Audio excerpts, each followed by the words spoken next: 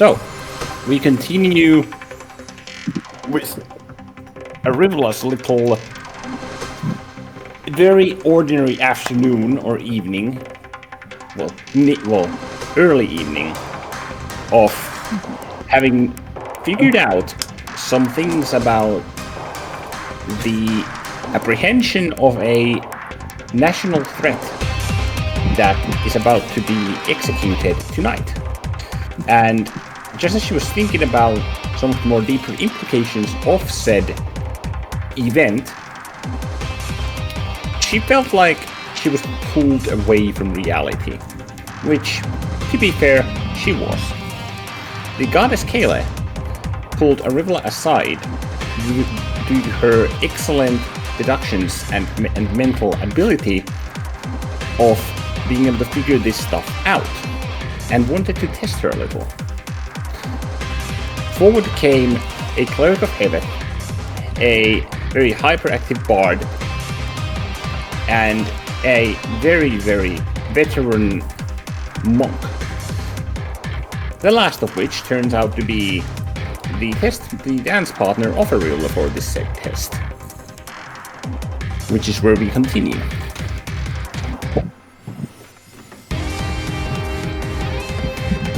I think it was his turn. Yes, it was his turn. Maybe just before his turn.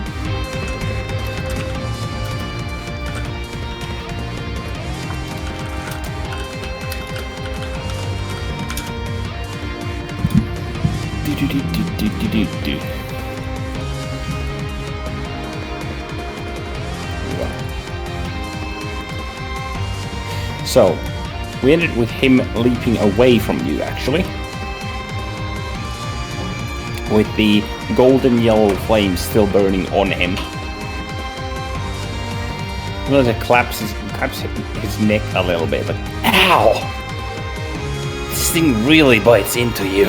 Yeah, he's still got radiant burn on him. Yep, that thing's not going anywhere. He takes more damage from it. Before 14 radiant here. Yep.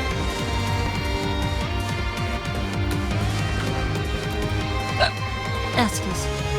That leaves him at 56%. Okay. Also, that is very clearly wrong. Oh yeah, derp. Let's see here.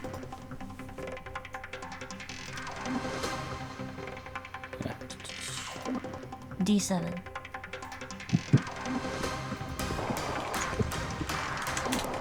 There we go. That is how our healths are supposed to look.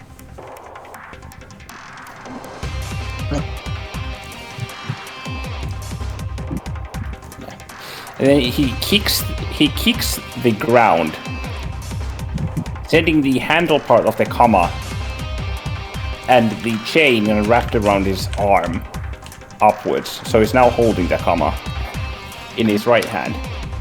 Alright. He then digs into his robes and takes out something that looks to be actually roll spot at double disadvantage because you're stunned. Can I even see anything at this point? Even as I'm stunned? Yeah. You're stunned, but you're not blinded. Your vision's blurry, but you can still observe. Alright, double disadvantage. 3 D20 KO1 plus 4 plus D4, which is separate. Plus Split it. that's 4d4 KH2. Okay, L2. The other one.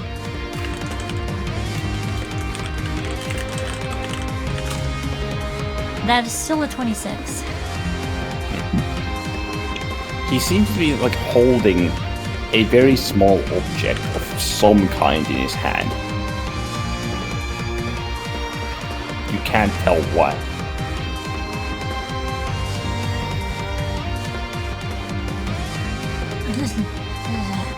And that ends his turn. Arivla, you are no longer stunned. What do you do? Well, I'm prone. Bless goes down by 1. 5 tenacity is gone. Also, roll spot again. But normal. It's normal, yeah. First of all, I'm not gonna take any action. That's a 44 spottage. Jesus. Yeah. Kayla has crossed her arms, almost as looking at Malarin with almost intrigue. Elwyn also crossed arms, but looks at him with roll insight on Ellen actually. Okay.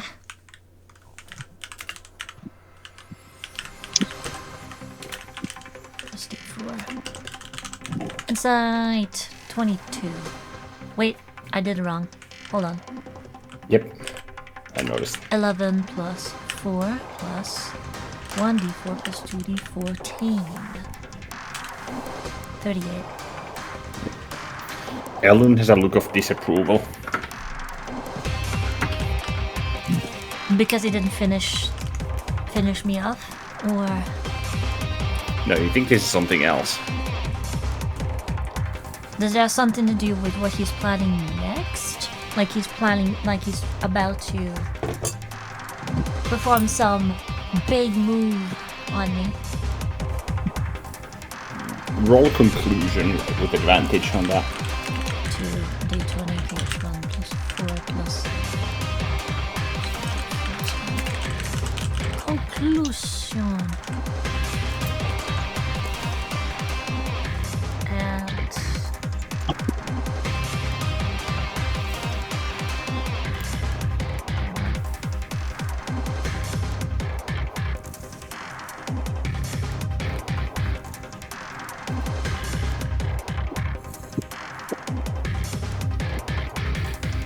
Okay, that doesn't apply to this one. Natural 20 for total of 37. Nice.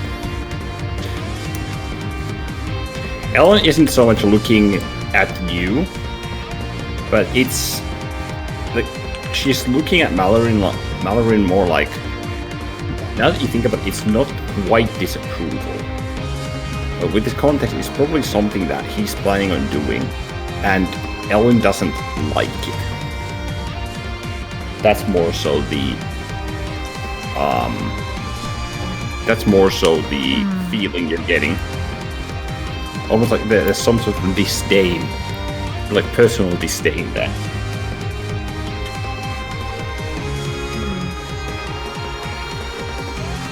Can I determine what that might be that someone like her would feel disdainful towards?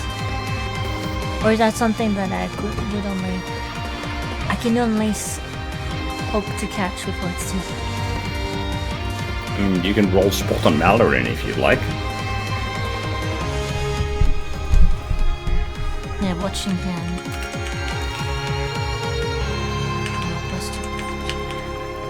Not make a move just yet as I'm taking the situation. 23 spot. I actually need to roll this.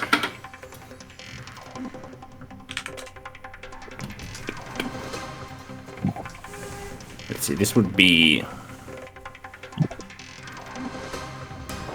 Yeah, this would be this. If he's using an opposed check here, Yep. Valor to make him do it at disadvantage because it's technically a contested combat roll. You need to. Then I shall do so. Do you have a third one? No, I do not. In that case, it's flat.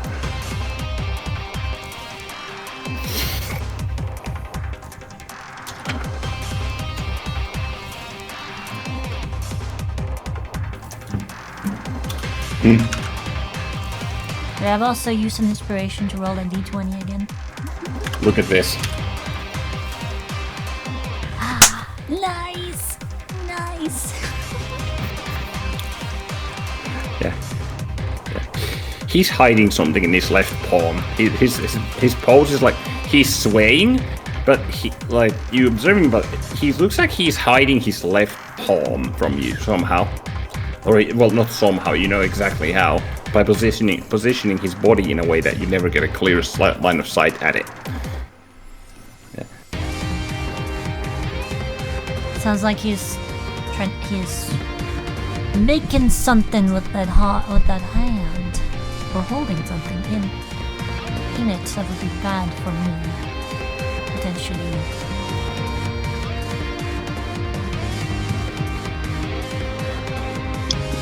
Well, first of all, I'm gonna stand up.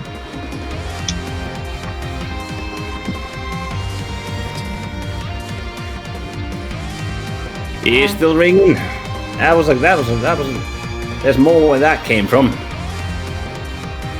Let's see. Additional 5 feet of movement. Hop on Sheen. Yep. That is something that is a thing. Yep. And let's see. What can I do here?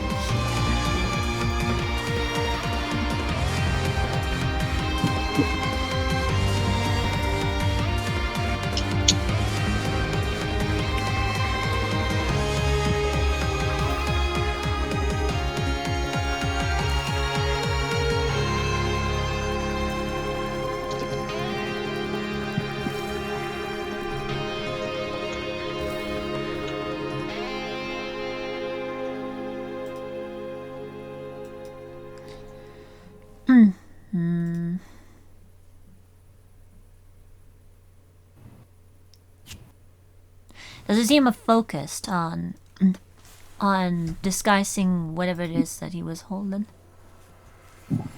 He's definitely making an attempt, yeah. But your perceptiveness managed to catch it. Do I think that he's going to retaliate if I step closer as he's done before? Like, just very quickly going over, like, okay, he's been fighting like this. Minor changes in his demeanor. Taking close note of that.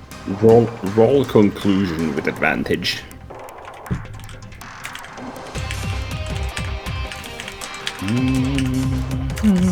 Does not get Coke. 33. You feel like that he excels at setting traps. So this feels like another trap. Because he could have very easily continued hitting you while you were stunned, but instead he chose to back away. This is very likely a trap. Does that mean that? Okay, so in that case, whatever this is, it's a trap. The question is, isn't the trap in? If I approach, he'll retaliate. Does it seem also like he's?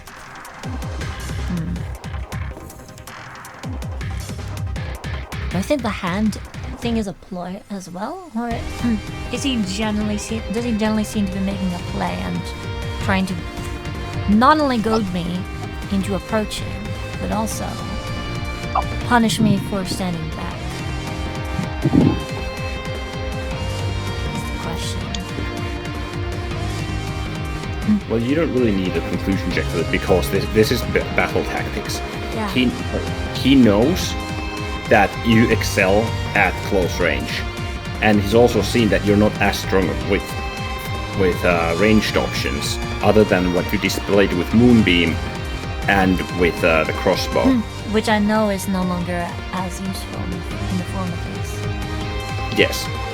So he's more than likely going to try and retaliate hard upon any mistakes you make when trying to approach into close combat. And now you know as well that he has a stunning strike. So this teeters on who can burst the other down faster.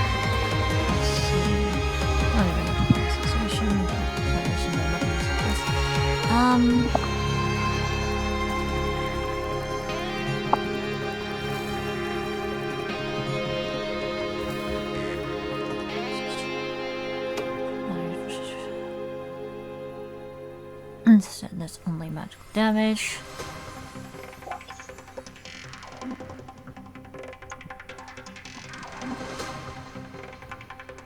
Doesn't actually stop.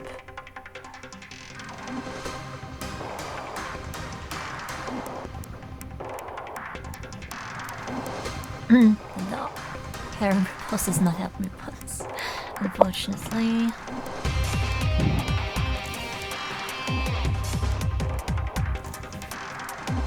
How far has he been demonstrated being able to attack again? From? Furthest he's been able to attack is 20 feet. Okay. It's unfortunate.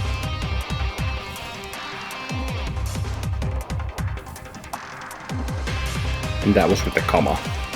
Yes. You remember that he used it for grapples.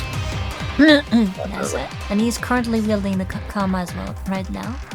Yes. Okay. In his right hand. He's just swirling it around by the chain. And the left hand he's hiding. Okay. Yep.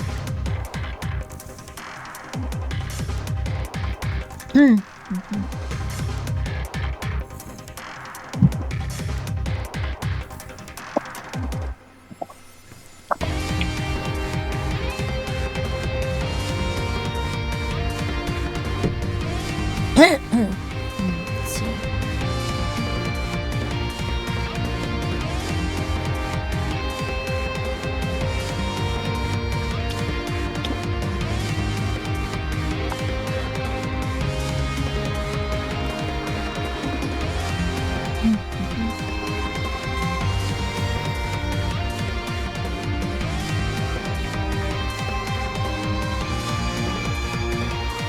I'm thinking, would Arula think that a variation on the tag team trick would work here, except instead of hopping off Sheen, using her as a distraction to attack, to hold action essentially at that point to immediately counterattack when he would go for me? Or something along those lines? I'm just trying to think of potential strategies that she would know to employ. Yep. Roll logic with advantage. Let's see.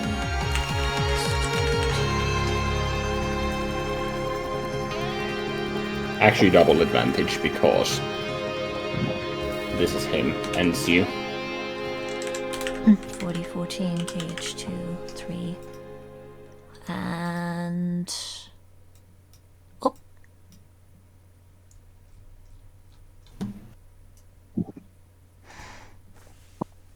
Okay. Logic 38. Logically thinking, you don't think that it would be wise to try this same method unless you're absolutely confident that you can bamboozle him into thinking that you're doing the same thing. This guy is very adaptable and tanky to boot. That's what I'm thinking. Like, so trying to pull a fast one on him, if with the same trick, carries a significant amount of risk of you having him retaliating on you. yes, so that's why I was thinking against it. So it had to be something drastically different. I can just imagine that she would have been, over the course of the encounter, mentally playing in her head, like essentially, I'm just using this as a visual aid. If she were to like approach here and just hop off over there, wait a second, and then he'd probably slish over here. Different sort of variations on the situation. You'd have to be very swift if you wanted to pull something like that off. And you'd think that he won't fall for Sheen anymore, because the damage you meant to do with Sheen You don't think that he's going to prioritize the one that cannot effectively penetrate his defenses very well. You can. So you are absolutely his prime target currently.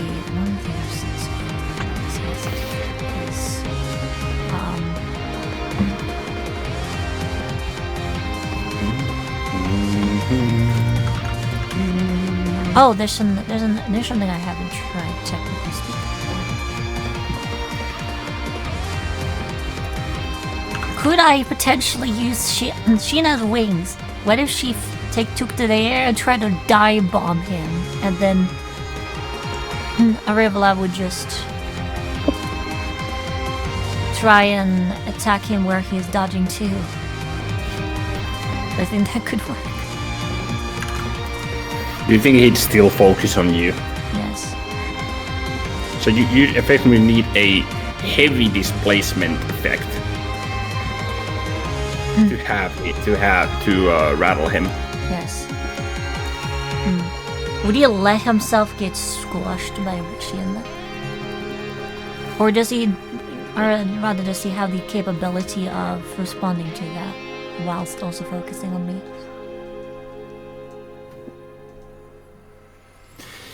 You know that he has the means to counterattack. Yeah. Like he's been extremely swift. You don't know about movement though.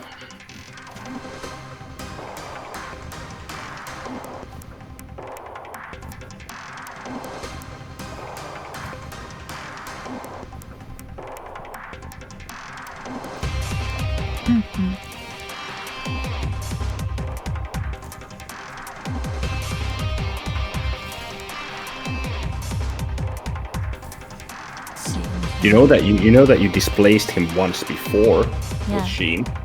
So if you could land a clean hit with Sheen, that could absolutely displace him. But the problem is, can Sheen put enough force into it? I mean, yes, she's a horse, but he can still react to it accordingly.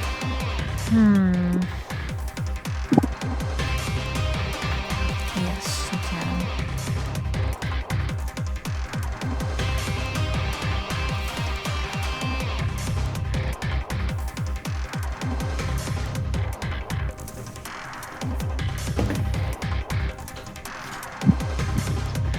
So many options. Thank goodness for being smart in character.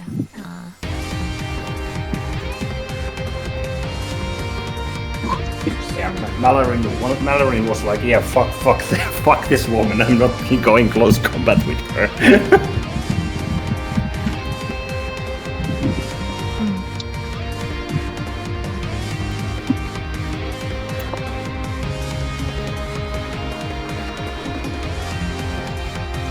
Wait, I have an idea.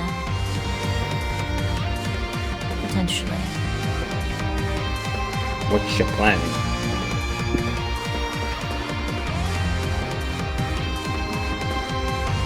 Let me check something here.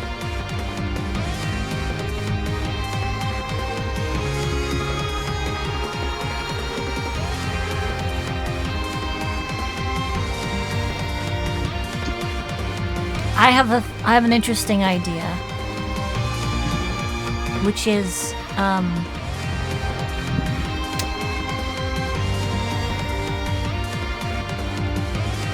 something I think that Arilov would have considered while fighting him, and is, what if she ran up, held action as soon as he counterattacked, cast watery sphere on him and make my enemy. Cast what? Watery sphere. What does that do again? I'll post it.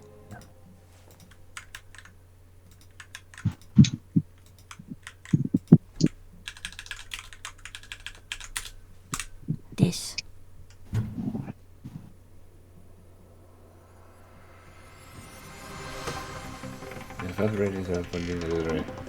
Because I'm thinking that if he is focused on counterattacking me as I am approaching, like, it wouldn't necessarily be quite as focused on evading effects like this.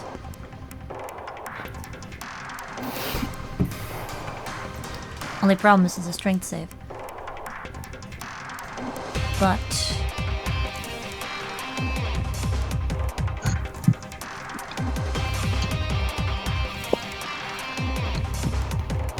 can it offer some protections for me is the question.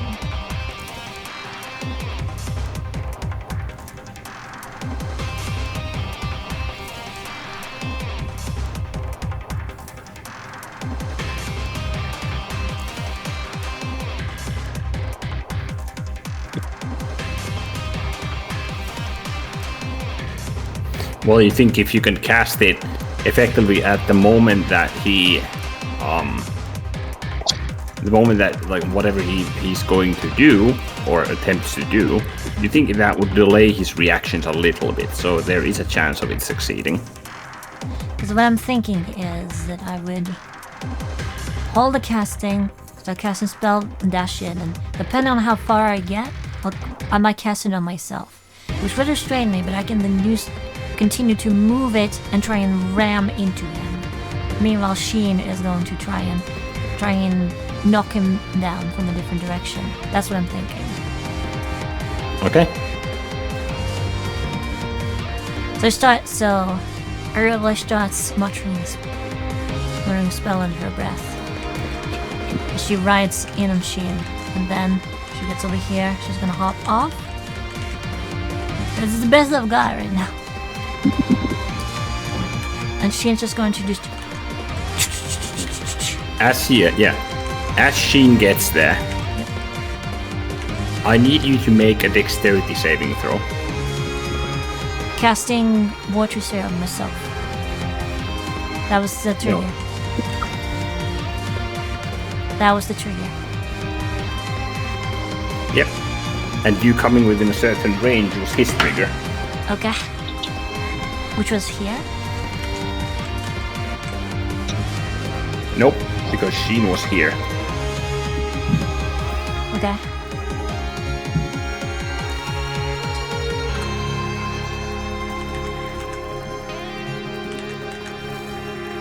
So if he's gonna As pull in- me towards yeah. me. Okay.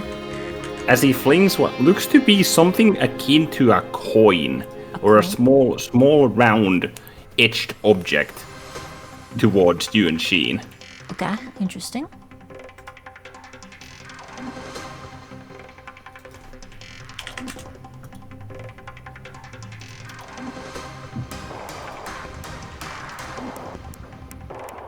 A coin. Alright. Or it more so seems like a multi-layered coin.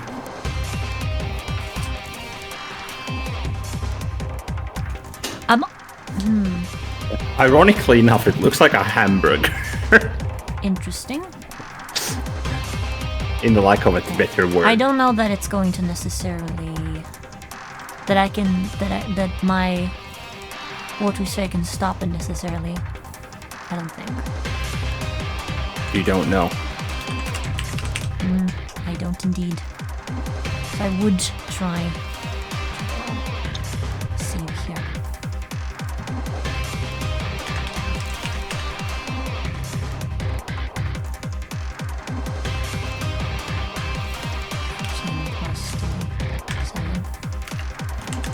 Dex 30.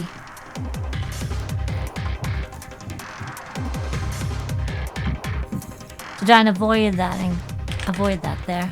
And then how far can I get? If I leap off. If I leapt off Sheen around the time and Sheen just disappeared. Oh, derp. My bad.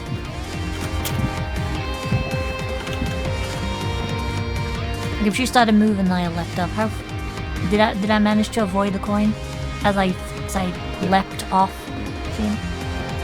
Yep, you leap off and Mallory swings the comma. Watery sphere. And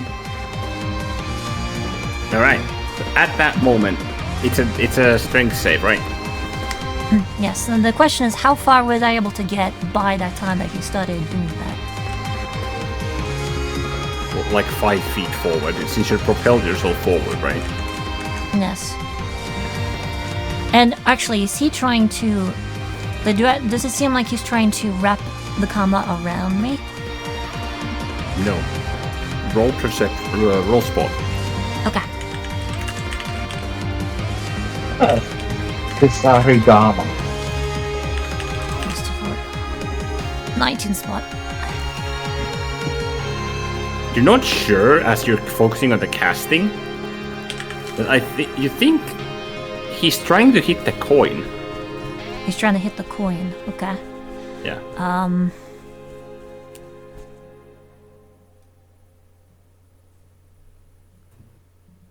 Let me check something really quick. Okay, if that's the case, it's trying to reorient it back to me in that case.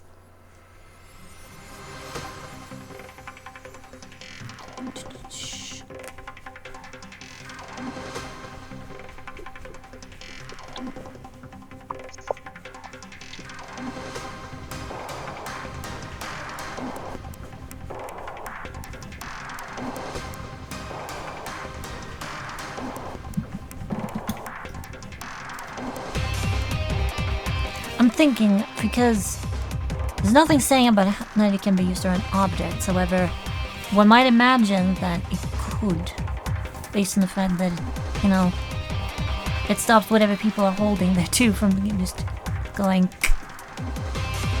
for the most part. Not as effectively, but it does.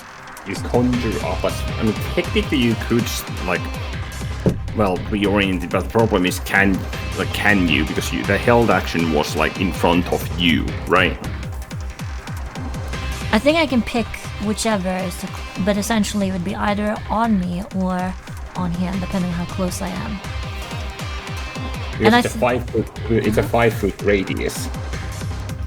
No, that's the area that I can choose. The range is a bit higher than that. It's 90 feet. No. Yeah, but like you conjure up a sphere of water with a 5 foot radius. Yeah. Yeah. In the point at the range that you can see, which is 90 feet. So I'm wondering, could I potentially trap his karma in it?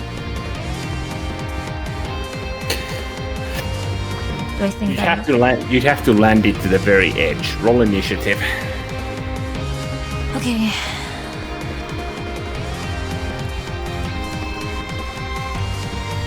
Let's see where I have. Oh, fuck. There we go. I should have initiative. Should have inspiration. Yes, I am. I'm gonna try and trap him. 2 points of inspiration. Dumping this.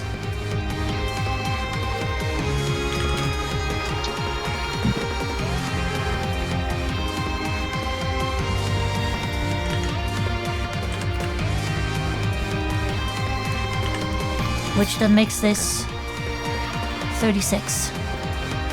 Assuming that, you know, no counters happen.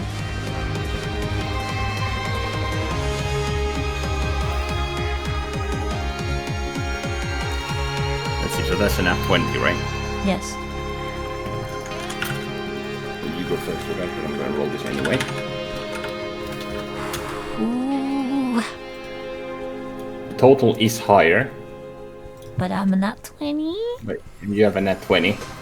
You go first. Yeah!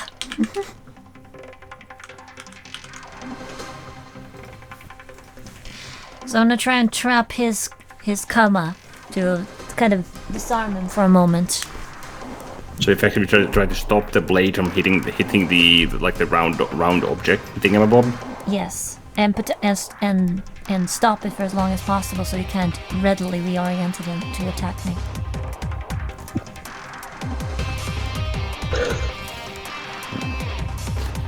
Well, you cast it. It's here. It's there. The coin is there. Yeah, so you cast it, and the swing is coming from like basically like north, like anti-clockwise. So you cast the watery sphere here. Okay. And the comma just floating there in the watery sphere. Nice. Oh, you tin can of a bastard! Okay, that's funny.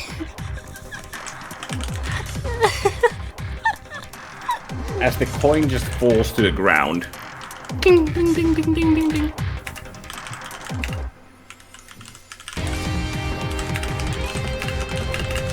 I knew it was the reason I picked that spell. Alright, hold on, let me check.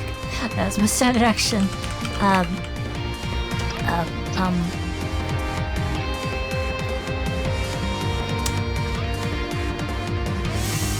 All out of sorcery point. Do I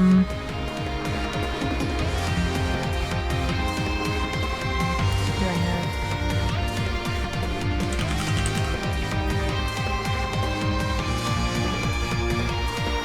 Consider stakes. I'm gonna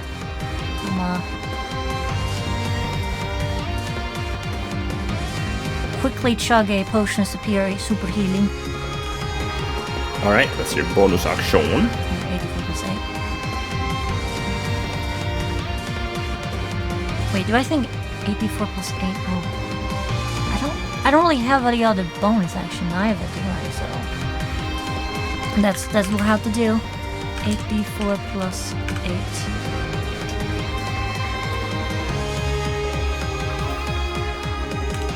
I don't think we add con to that or anything. 34. Roll perception. This one's listen. Okay, that should be the same though. Wait, d20 plus 4 plus 2d14 plus d4. Listen. What do I listen? 38. You hear from somewhere beneath the barrier up north. This meat is amazing! Woo! Wait, what? Yeah.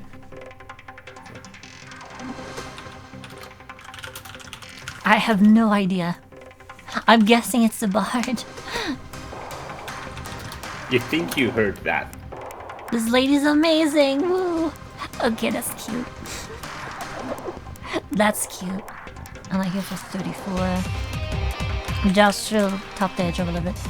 Make myself a little better. And hold on. Reaction.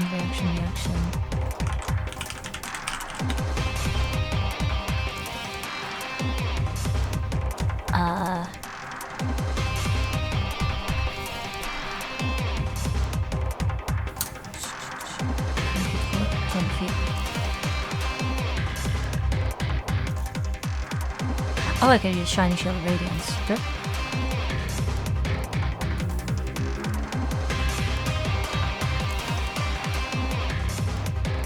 Oh, I can use Stand Behind Me here. Yes, you can. So the reaction, 20 feet. See, I think I can get over here, right? With the rest of my movement. That's essentially in the same motion as I am doing stuff. With him being there, so, and then just quickly bring up my shield and it starts sparkling with radiant energy and shining bright, and there's a sort wall of force that is gonna pop up. Let's see, it's 4 charges on the shield.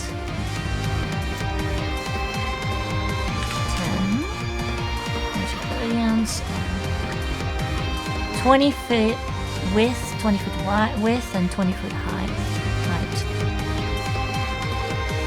And I'm gonna, because I'm not trusting this coin quite right now. It's gonna cut through the coin. It's gonna cut through. So you're cutting through the coin. Like effectively. What do you mean? Like are you cutting through it, or are you like leaving it on either side of the barrier? I don't think it. I want to use it to essentially defend myself and to attack him, because I think I can do that. Basically, what it does is I can erect the barrier, so it's like here. B. Why is this in a different color? So B. Except it's on the floor here. so that should protect me. Like I'll be adjacent to it, so that the barrier's between me and the coin. And since the shooting's through here, Malloran needs to make a dex save. If it, like the shield, like the direction of the shield is like the face of the wall, effectively. Like. Yeah. So it's just in a straight line, but also trying to effectively a single direction. So you'd have to like go sideways, but you can't hit Malloran and the coin like simultaneously unless you move forward, like in between them. I'm just trying to keep the barrier between myself and that, and also just keep him within range because it's 20 feet width, 20 feet height, and what was the range? Did you already mention this? It was... It doesn't actually say how far it stretches, which is weird. It's 20 feet in either direction, so it would be like this. Let me show you. Okay. It would be like that, effectively. It's 20 feet in either direction and directly as well. Yeah, with you as the epicenter. Got it. Okay, I misunderstood. In that case. Yeah, it's bad wording. I had to fix that. See, what if I then turn this way up here instead? And then face that? Yeah, face that direction. And then do these two.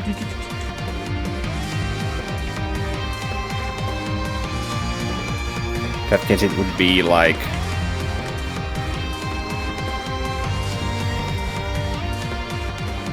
Because I don't trust this coin right there. That serves as a potential, in case it's a bomb of some sort.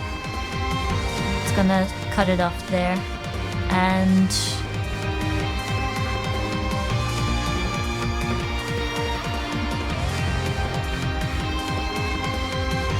he needs to make a dex save with that in mind, or he'll take a bunch of radiant damage, but Sheen is ready to also to attack him as he does that, because that was part of the plan. In that case, it would be more like... Let's see, And optimize. It would be like... be more like that. So she does that, she quickly veers around, holding the shield up towards that direction, as she's like, "Now, Sheen!"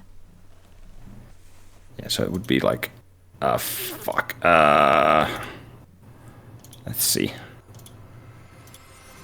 It would be more like... So it would effectively go through him.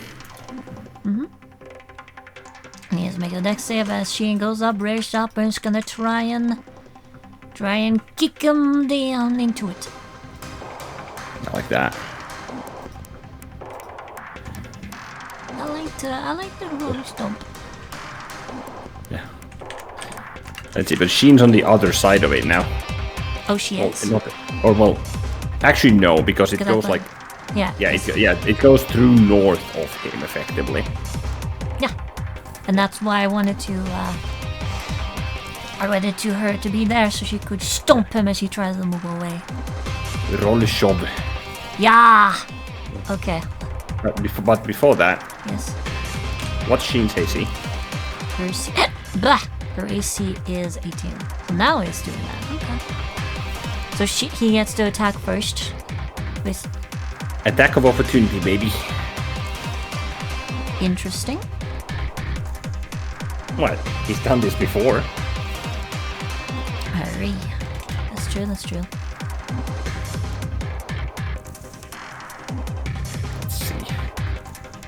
Let's see, does she have... She can't do anything with that. She doesn't have value word, unfortunately. She doesn't get hit, I don't think.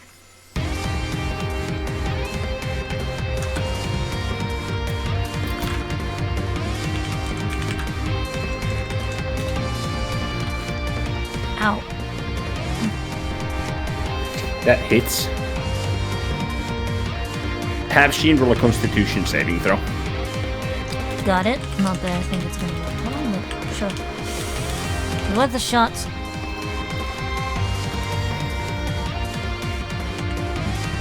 I imagine that she is proficient in that. Being a horse. Yeah, horses would be. Would you even have expertise? What do you think? With Sheen, yes. She a water horse. Total 20. Okay. Oh. Okay. So, yeah. So, Mallory just kind of noticing this fucking barrier of just yellow radiance pop up behind him and Sheen trying to shove him into it. He's like, oh no, no, no, no, no, no! It kicks off into one of his own legs, and kicking up with the other, effectively roundhousing Sheen, like with a roundhouse kick. If that's the case, is he able to actually dodge the effects of the barrier? Yes, because he's not there are a couple feet of movement. He's effectively doing this with like vertical movement. He's not doing so much like he's not veering back so much as he's down. Well, if he's jumping, remember it's 20 feet up, so if he's not fast enough to get away, he's gonna get scorched. No, he's not jumping. That's the thing. Yeah. Or wait, is she? Oh wait, did you say Sheen's flying? She would probably have also been flying in because she has to come at an angle, because she has the wings after all. Oh, that changes things. Okay. Yeah. So Mallory effectively just punches Sheen. And then shifts himself to the side. I need to roll acrobatics. Yeah, can he manage to get out of the way fast enough here? Because he still needs to do that before anything else, such that he doesn't get scorched. Yeah. Yep. I'm getting to it. Yeah.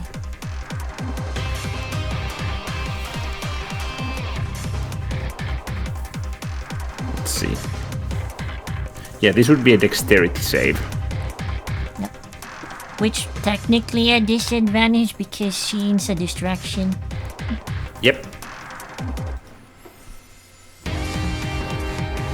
This is a disadvantage. Dex save. Actually, here's one thing. Actually, What? this isn't good.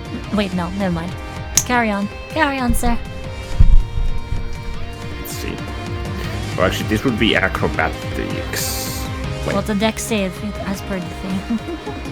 Yeah. I'm just reading so I remember it correctly. Yeah.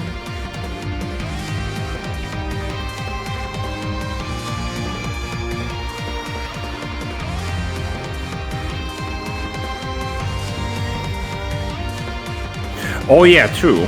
Because it's within 5 feet. Right, I forgot that's how I made it work, yeah. Okay, never mind. What the fuck am I saying? Yeah. Yeah, it's a dex save at disadvantage. Yeah. Hurt. Let's see if this is actually enough.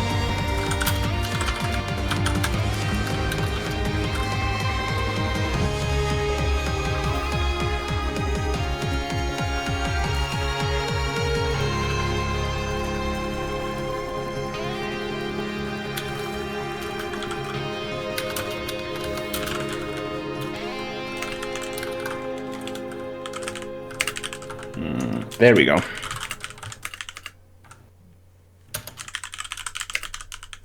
Does a 34 pass? Yep. Through disadvantage. Wow. Well, yeah, it does. Yeah. It's a monk. Yes, indeed. Yes, indeed. Yeah. I do imagine he would still take a little bit of damage. Yeah. We'll say he takes half. So roll 16 d10 and halved. 16 to 10. So that's 44. That's a nice even number. Yeah.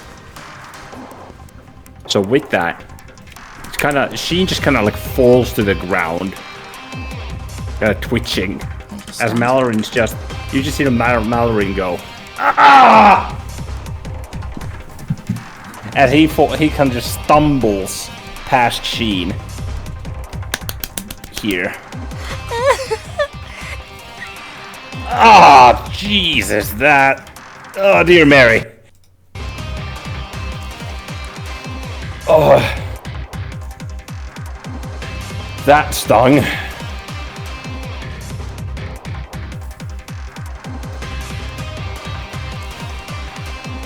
See, that would be this. Goodness. You're quite a tough customer. And I thought that this was just a spar, not a freaking death match. I don't think you're in a position to make such a comment. He turns around as you like look behind you. That scorched the entirety of his back. Like his clothing off his back is quite literally burned off, and he has effectively like pretty heavy scorch marks on his back. That hurt. So what was that little trick you tried to pull, if I may ask?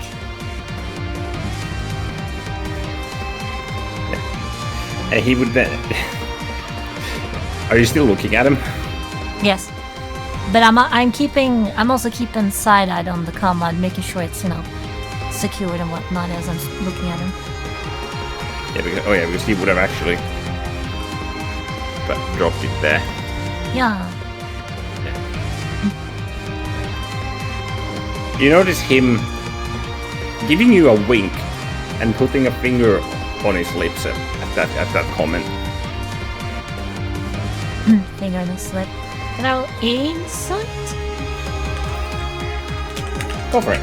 Yeah, but so it seems to be the intention. What seems to be my matter, 32.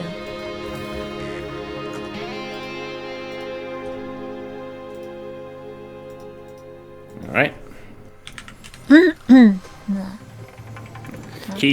Malloran is at 42%. Oh. If he hadn't healed before, he would have been done. But no. Mm-hmm.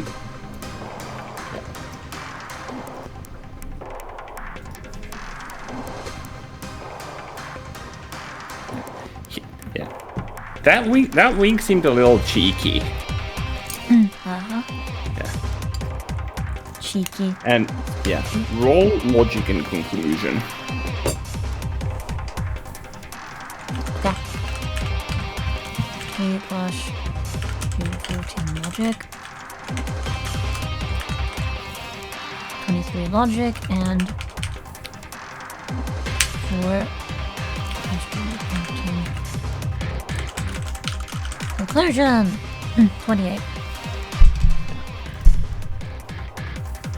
You think that he tried to show you something?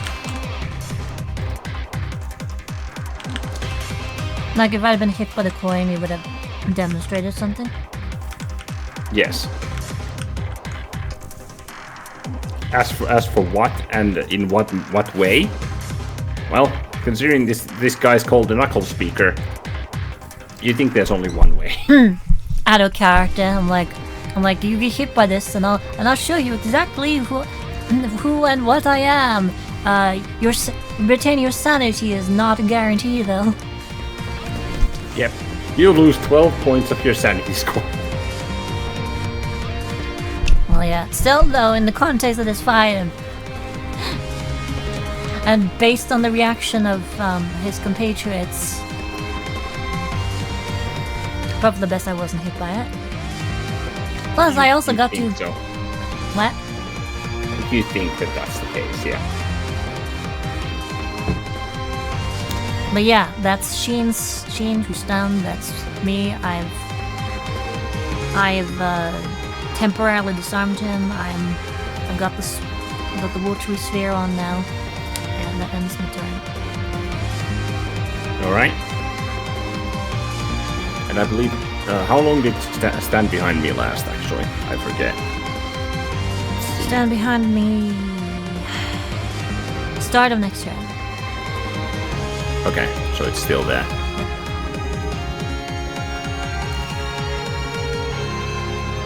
Yeah. Well, he's kind of stuck behind the fucking thing, so... Nice. and also I need to roll Sheen's damage because that was stunning strick. I forgot. Yep, it was. Wish. Yeesh.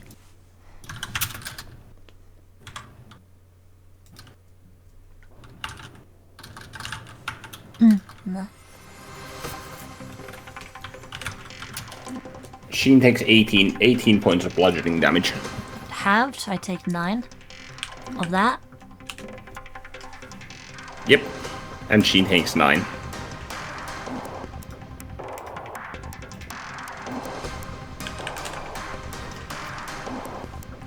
Alright. And then it's the strangers then? Yep. Alright, as soon as... And there's a blessing 4 and there's blessing 4 there. As soon as... No, it doesn't end. Sorry, it doesn't end this turn. Okay. Because that was just the, Yeah. the damage. Yeah. Oh, let's see. He then stretches a little bit. It's like, all right. Guess I'll have to show the old-fashioned way. Then. He does a front flip and tries to effectively axe kick you. Okay, this is an attack. Yes. Okay then. Let's see. These are 4 attacks, in fact. 1 axe kick, 2 fists, and another kick. Yeah. AC 37 still. Not much I can do about that yet.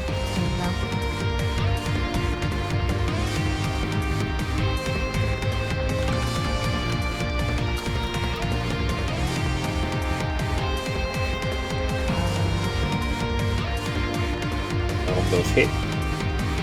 What? He's been rolling, so all of those hit. Okay, gotcha. It's rolling good, yeah. Been doing that the entire time. Yeah. Let's see.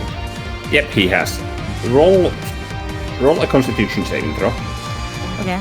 I need to remember I have less. Whatever that's worth. Yep. Let's see. 20 plus 7 plus 4. 3d4, I think it is. What level was it on? 1d4 is the base for Bless. Yeah, the Potion of Heroism is base level, I believe. Yep.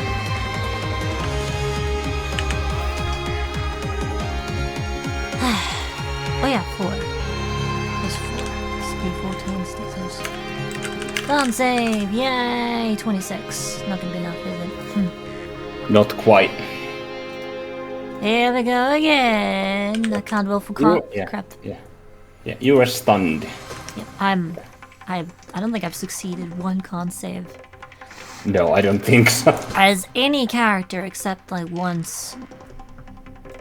Actually, I can re-roll those because for crits. Because advantage. Okay. God damn it. No crits. This time. Yep. That's what I was expecting because no matter the character I can't roll con saves.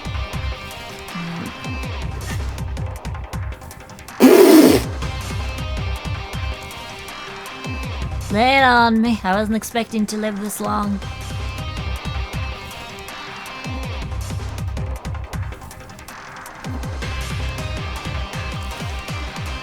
Hold on, look at Oh yeah, because this thing's still in effect. I fucking forgot. Yeah, what is? God damn it. But you technically also have to be aware of... Wait, no. Oh, no. It's away from it, so there's that. Watery sphere does and does vanish naturally. Yep. So clings on the ground. The shield is not though. Yep. The shield is still active. Yep. So effectively, like, kicks you to the back of the head, and your eyes just you feel your brain just kind of shake inside your skull Yep. There you go. as he stuns you. He flips on his palm and delivers another two. He flips around to the behind you and delivers two more butt punches to the side of your head. And you're stunned, so you can't avoid this. Nope. Nope.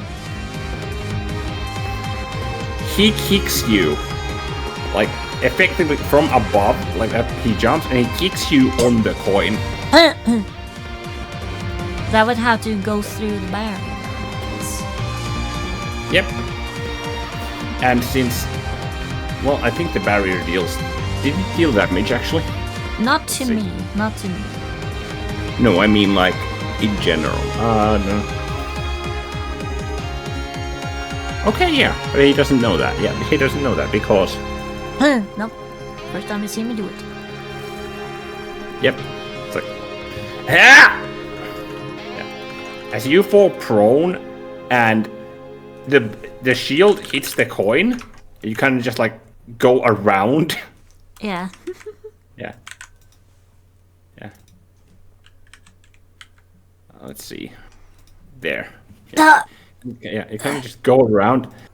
And you know, well, you don't notice because you have a face full of water right now. Did I give you the damage number already? Nope. I have heard no numbers. Yeah. 74 points of bludgeoning damage. Yep. Which is considered... Wait, actually. It's magical bludgeoning. Yeah, so that doesn't apply anywhere. Yep, so 74. Yep.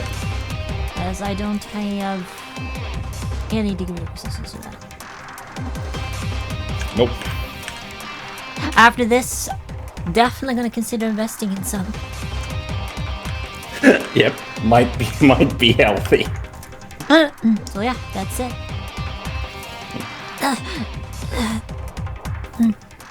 Yep. Wait, are you down? No yet.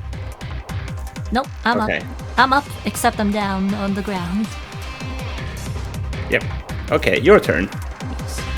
Yes. You hear him say something, but you can't quite make it out what that is. Alright. Your brain is having a fucking rave inside your skull at 3 a.m. and your German neighbors have not called the police. Well, I'm no longer stunned, and that's it, unless he passes his next turn. Nope. Yeah. He takes. Sheen is also no longer stunned, and that's it. Yep. He takes one of his sandals Yeah. and throws it at the coin. Gee, sometimes the guy really wants that to happen. Yeah. The coin also cut the music. Okay. Because that. Yeah. And let's see. We'll take a short break. Okay. Yep. So, you notice there's flames coming from his hand. Yep. Hey! And he throws it at the coin, and through the stun and being just fucking, still disoriented a little bit, you can notice it starting to glow. Mm-hmm. Yeah. And you hear this high-pitched... Just sighs. Creeps higher and higher. And you just wonder, if this thing is going to explode... Actually, roll logic. Yeah, because the stun ended at this point. Yep. 4 plus... Actually, 3 plus... 14. Logic key. Oh. Not greater than logic key. Or, yeah. Nope. 17. 17 is still enough. Because this is just kind of like a floating thought that comes to your mind. Okay. If this thing's gonna explode and he really wants it to go off, it's probably quite powerful. But since he's that close, wouldn't he get caught in it as well? Is he really this desperate? You don't know what's going on there. But it starts glowing white. At the point in time where she comes to that realization, she's just like, hold on, let me clear my throat first.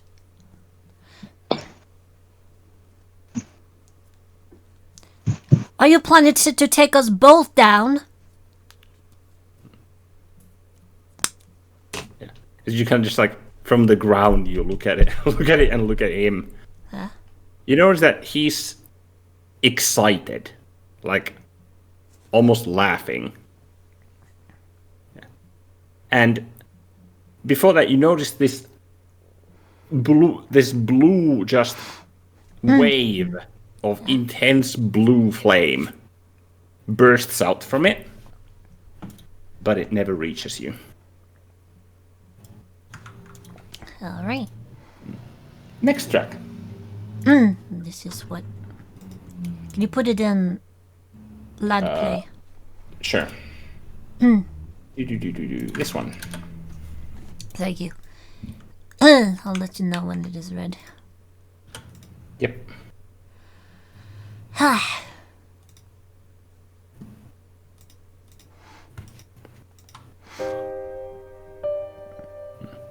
Okay. As the explosion, which you thought climbs up like it hit a wall of some kind. And simultaneously you feel like a jerk of pain in your side as you were shoved to the side.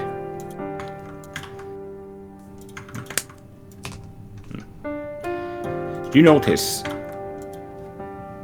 a flowing white robes and footwear in front of you between the explosion. And roll spot. What madness! Spot 2d14 plus d4. Spot age 33. You look up and you notice Elun with her hands out and this powerful divine energy flowing from them, forming a shield between you and the explosion from whatever the hell that was forming here.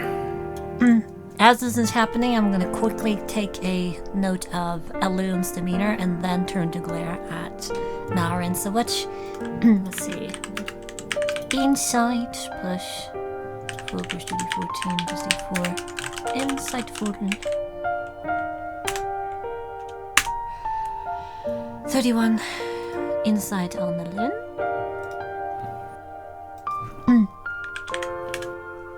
31?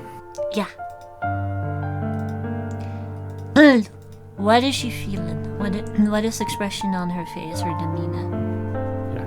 Before you can really get a read, she seems not so much subdued, but just kind of hard to read. Okay. She seems reserved. Gotcha. It's like, Malarin the Immortal, did you have to go this far? Did you?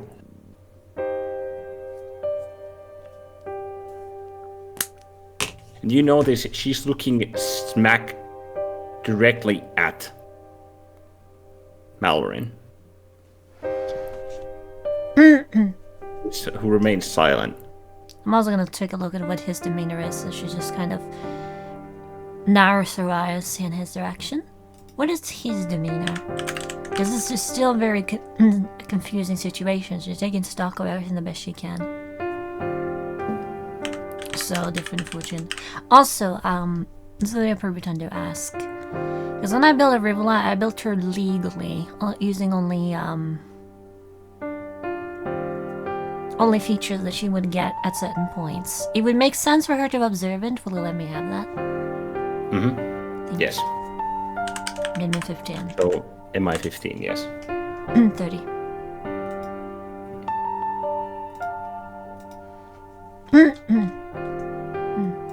Mallory just pockets hit, well, doesn't pocket because he doesn't have pockets, but effectively just shifts his hands to his hips and goes, "What? She was strong. So I utilized what power was at my disposal at the time, miss. What's so wrong about that?"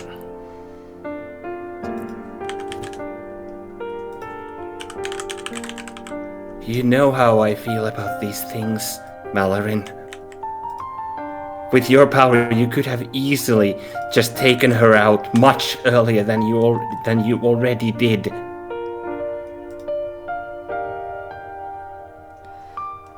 Your point being? Mallorin almost smiles when he says that. And Elune lowers her hands, and the barrier dissipates. Seems like there's a bit of a disagreement. What? What's that? Wait, where is it? There it is. He then closes her eyes and like walks between you two. You still know how I feel about them. Things that should not exist. And you go around here, you go around here using them despite possessing such great power. She then sighs. I suppose I should be grateful for the position I am in. But you do frustrate me sometimes. Well done. Lady Arrivala, a grown now of House White. Turns towards her. Yeah. She walks forward. She then looks back. I said, well done. And she places her hand on Mallorin's chest and slightly pushes back. And Mallorin just falls on his back, sending a splash of water rippling from his position. Ah, shucks. You win. This day. She talking to Mallorin when she says that? No, at you. Does she seem frustrated about the fact that she says that I'm... Like, what is her demeanor when she says, you win this day to me in the situation? This seems contradictory. What did I think she means? Roll logic and conclusion advantage. Because, like, hold on a moment. 2d20 plus 4 plus d14. Oh wait, logic first. Logiki. 34 and rebel conclusion 32. Not dodged the nat 1. Nice. Yeah. You think that what she means is that, or what are you logicking? Like what she said? Yeah, what does she mean? The only thing I can think of is the fact that I win by default because he did something that would have disqualified him from this bout. Because very much so, this looked to be my loss, if barely. And does she seem frustrated with me for me winning, or him for me winning? What she seemed frustrated based on your tone of voice. So what does she mean exactly? Well done, you win this day. And why does she have this demeanor? She said this time. And this time. Yeah. You'd think that, well, she's obviously well versed in the gods. So she would know. You'd bet that, considering that, like, the way that what she's displayed so far, that she has a very good knowledge on all of the gods of the pantheon, or if not all, the grand majority of them. So that would mean that she'd also understand what Lady Kayla usually would do with these kinds of bouts, these tests. And you think that this was a test between two combatants to effectively push you to show what you can do against a very powerful opponent. And based on what Ellen said, that powerful opponent did something that was absolutely unnecessary for this test.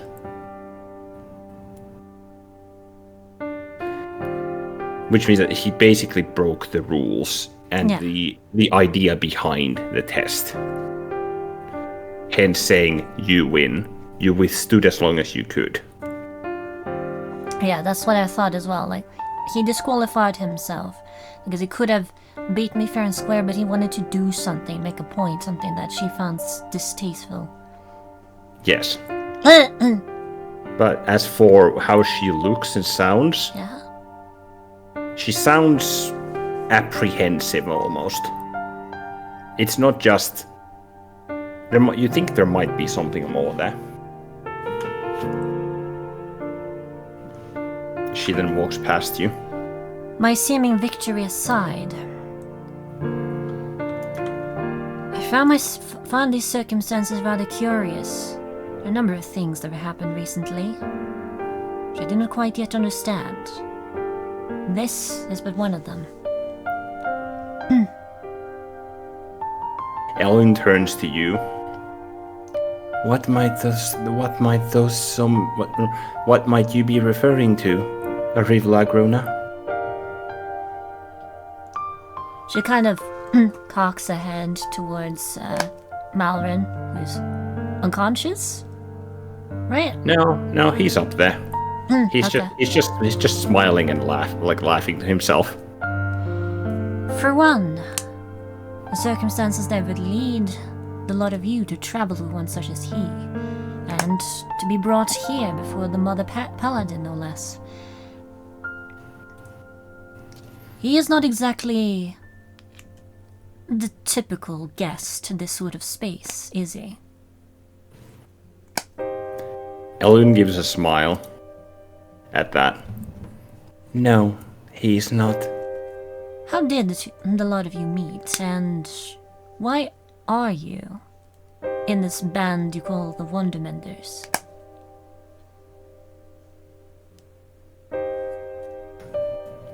Her lips part a little bit, before she then speaks. You did well. You deserve answers. That would be appreciated, sorry. The band that we call the Wondermenders, it sounds exactly what it is. Well, what it is worth, anyway. I was found by the Halcyon at a very young age, and she is truly more or less the only thing that I recall from the time when I was but a young child. My faith has only grown stronger still, and I have received boons in response to that faith. I simply attempt to go by her teachings. And the group Wondermenders, we help those that might be in need in this war-torn world. You would be surprised how much strife there is. She got close to her eye for a second. I can imagine, before opening again. You mentioned that you are from Luskan. I myself hail from I suppose it is southeast of Certhia. Southeast of... What did she say? Certhia. Certhia. This. Hold on. I think that's the first I've heard of that. You would have heard of this before. Yeah, but me as player, anyway. Certhia. Yeah, no, I don't think that you've ever mentioned to me, but yes, presumably I know. Arivla would probably know about this. What is? It is the southern lands, the desert-torn and desert-woven lands to the south. Not quite the dunes, but you think southeast. You think there's a mountain range there, as well as with some oases and flowing rivers that flow a little bit into the jungle areas, or the tropical areas, as well as into the desert inland.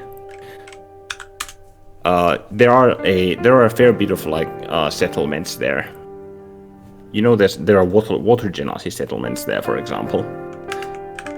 But hearing this, you aren't that surprised that she would be from there, as it is one of the more populated areas of Scythia. That makes sense. Let me ask, were you personally visited by the Halcyon then? Or an agent of her will? I have had the honor of being in the presence of the Halcyon herself, yes. Naturally, I have visited most of her churches on this side of the world too. Met personally with... reads my notes. Okay. Interesting.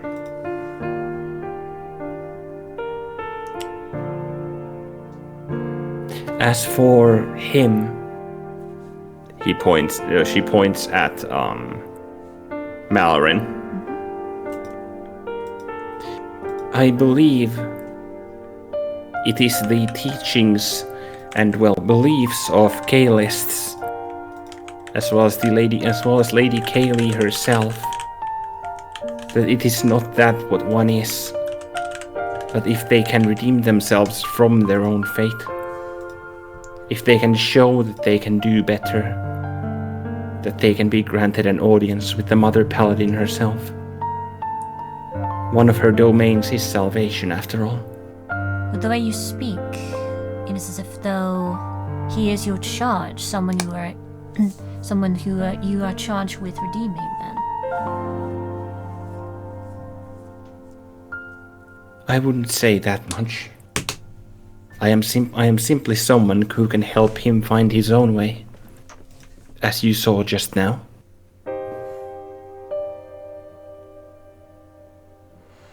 Interesting. I am a helper of sorts, for that is my calling in this life.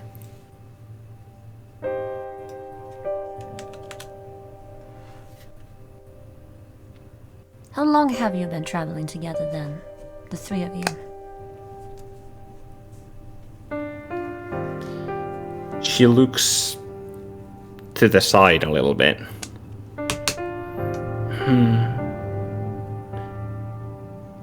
Well, it depends. We have been separated at times, but I believe we first met 9 years ago. Ever since, we have been mostly roaming the lands of Scythia.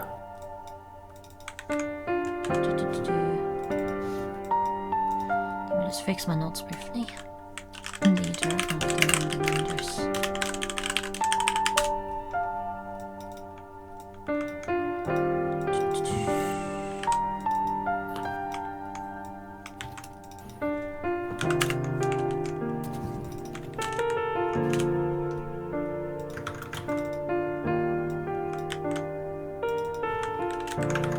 Okay.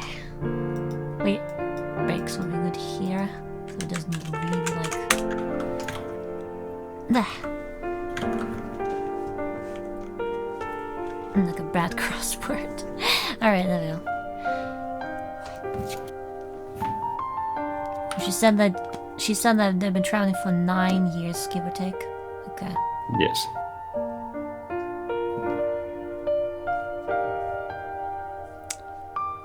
You then hear footsteps to your north.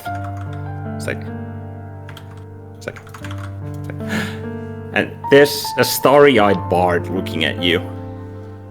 Well, oh met. my god, that was so awesome! Can I have your autograph? I suppose after this is over and done with, I could offer you one. if you truly wish for it. Yeah.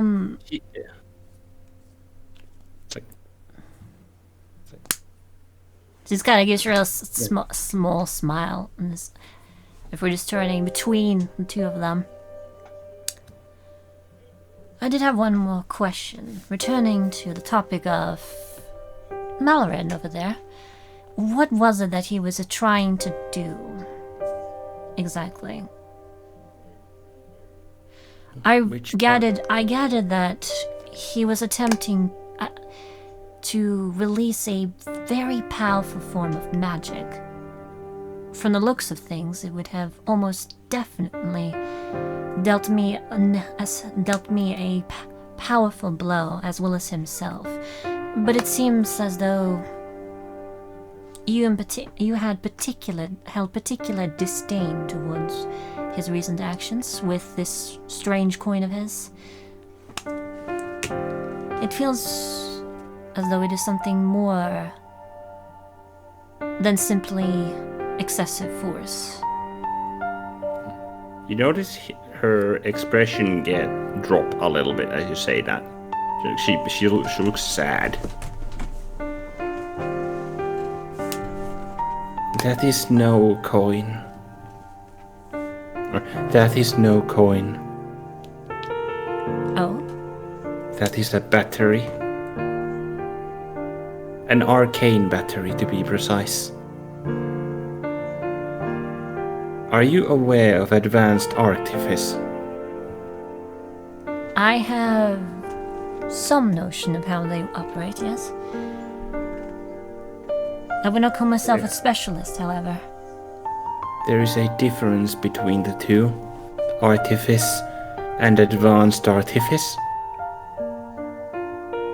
Unfortunately, while they can be used to help people and advance societies, whether it is via war, via inventions, via anything else that you can do with artifice, as the scale of it increases, she kind of just tapers off with that. It all comes down to who uses it.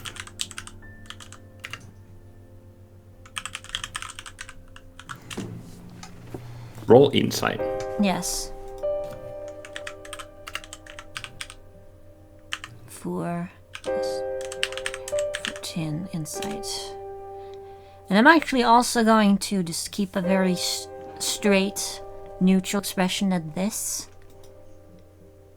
I'm actually gonna have the roll deception on that point as well, because I'm just trying not to influence her with this. But yeah, that actually hits a bit close to home there. So let's see.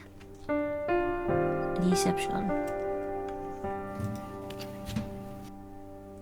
Okay, 3 plus 2d14. 24 deception and 34 insight. Okay. With the insight, it's clear that brought up some bad memories. Yes. So so 24 is the stoic check. And that after seeing that, Arivla says, I apologize for judging up bad memories. I'm simply trying to understand the situation. You hear from behind you just Oh boy, that was exercise. Good match, lass. Not looking at him yet. Still just that, like, not yet. As he's doing that, I am still currently looking at Ellen shortly after Rilla says that, and she continues. Hold on.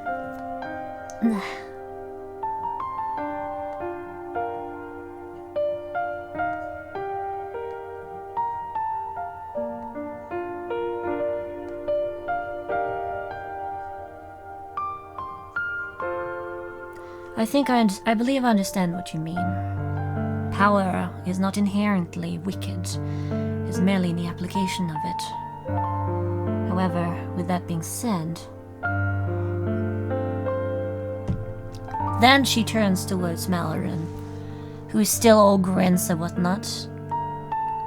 Just kind of gives him a kind of cold look. Yeah. He's calmed down a little bit, but he's still like he's like he just completed an exercise and he just got out of the shower. He's just like I must confess, I found myself puzzled by your disposition, Sir Malloran. Puzzled? What do you mean? To begin with, you see, as she then points at him candidly, you appear to carry the aspect and nature of a most wicked sort of creature. For you to stand in the company of so many divine figures is quite frankly absurd.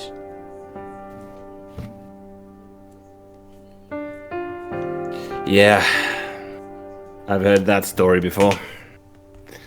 But the thing is, that's a story of long past. Cut. She raises an eyebrow at that one. I've been on the mend for a long time now. But, unfortunately, with a parasite like mine, doesn't matter how many times you beat it dead, how much you control it. Well, it's always there. I can just simply hope to use its power to the best of things. Can I roll insight on this demeanor, because it's so unlike the irreverent way that he's been acting up on the Discord. Yeah, go for it. Yeah, and that's minimum 15 plus 4 plus 2d4, d4, and that's a 30. So this is insight. Insight. Like as he's saying what he's saying. You're positive he's being genuine. Sorry. Like his voice isn't as bombastic as it was before, but it's candid. Or well, not candid, but genuine in a way. It's not like he's trying to put on a show. You feel like this is his normal voice, because you think that, like, you basically only heard him like yelling or like being effectively just exaggerated for most to all of the time that you saw him. Plus, of course, him being excited for the fight. But this is different. This is him just being himself. In the fight, he put on a persona, on a bombastic persona. You don't think that it's necessarily even a persona. You're not sure what that was. Well, if it was, like, if he was exaggerating, then that technically would be a persona. Technically, yes. Yes. So after a moment of that... But mostly just because, like, you saw him effectively just... You saw him, like, scuffle with Alaha. Yeah. Then you had him effectively have Ellen give him the death glare. And after that, he got into the fight with you. And yeah, there was probably the effects of alcohol there as well. Yep. You're not sure whether it was him or him putting on an act. But this is, again, different. If what you say is true, I can appreciate the difficulty of your situation. It does lead me to wonder how exactly one is infected with a fiendish parasite like yours. Demonic creatures do not typically possess in the way like as seems to be the case with you. They don't possess. Well, they do take over and they conquer. Well, corrupt.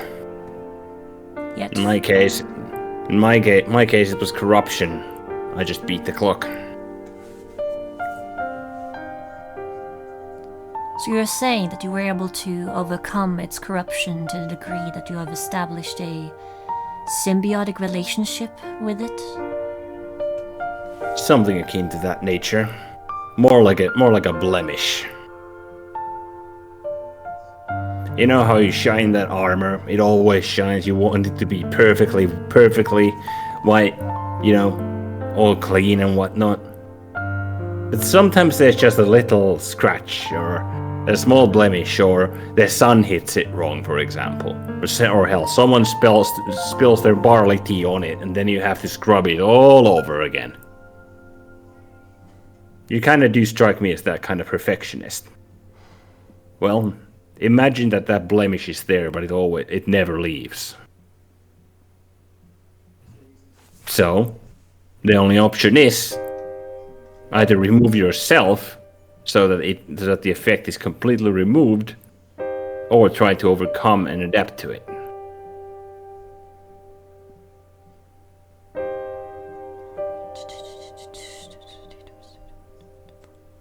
Well, answer that question over there.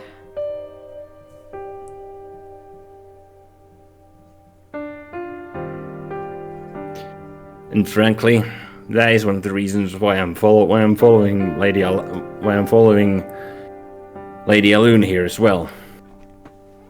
She can keep me in check. And well, like I said, I'm on the mend. You earnestly wish to make amends and to overcome your dark inclinations? I've made amends for quite a few days by now. One might say years, or even decades. But considering the type of being I am, I doubt that penance will ever leave me. You have expressed to be exceptionally long-lived. Suppose I am, yeah.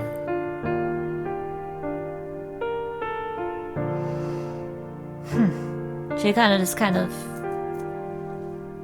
does a little. She lets out a little sigh. She's kind of walks over to her steed for a second and pats her on the head for turning back towards Malrin. That's a beautiful horse, by the way. Quite old too, but doesn't lack the moves. You know, that hoof kick really freaking hurt. She has been my companion she's been my companion since I was very little. Or actually not quite as... So she's been... Sorry, timeline. Yeah, I believe it's 16 or 20. One of the other. Yeah, 16, 20 years, so... She has been my stalwart friend and companion for many years. I practically grew up with her, even... I practically grew up with her. Like, this is technically the truth. It is. Technically the truth. She wasn't a child, but, like, they grew together. Yep. For the entirety of Sheen's life. Yeah. Alaha then walks up to you and like pokes Sheen with a finger. Like, can I pet her? Not like so. Aww. She just kind of takes her arm and just gently guides us. If you are to pet a steed, or if you are to pet a horse, you must do so softly, gently. They are gentle, fragile creatures, possessing great power. Just such a soft heart. You notice that as Alaha, listening to you, and like, did you take her hand? Sorry, I missed that. Yeah, I took her hand. The guy's like, such soft hearts. And if you are to, you notice that? Go on, sorry. Yeah, Go on. Yeah, she shows her how to do so with her hands, so there's no room for doubt or anything. There it is.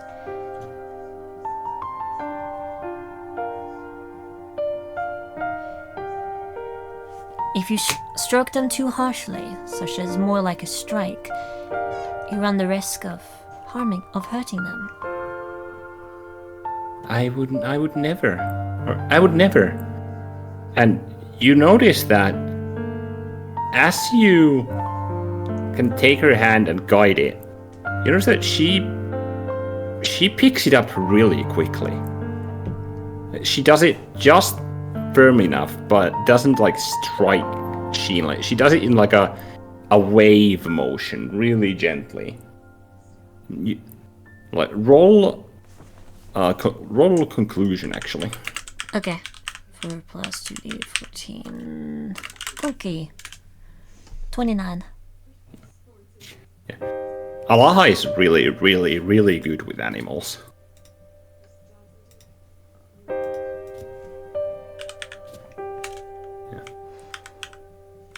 Yeah, once she gets into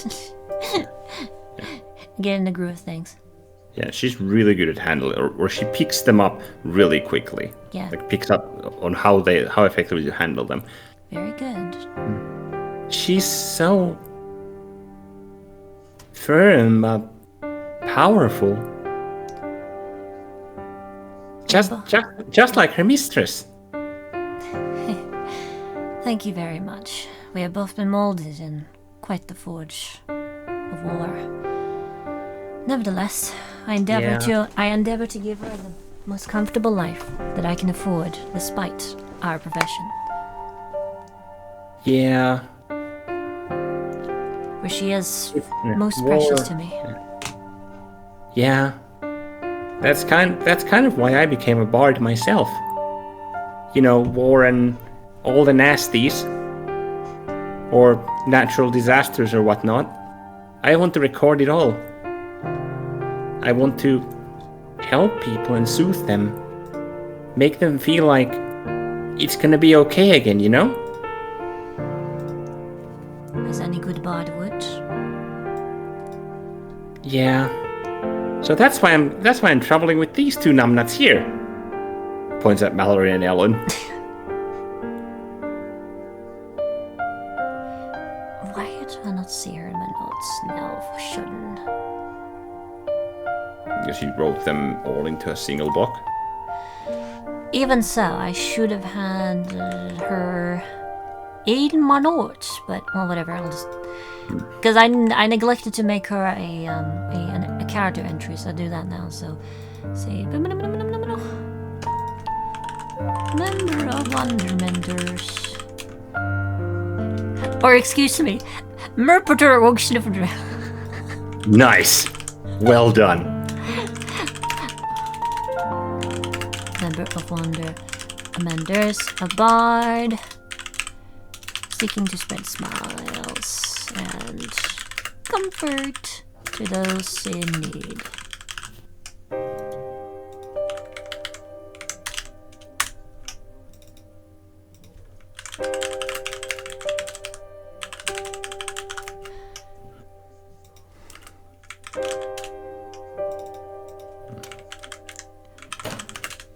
You know, if you weren't part of some already cool organization, you could become the new fourth member of the Wondermenders.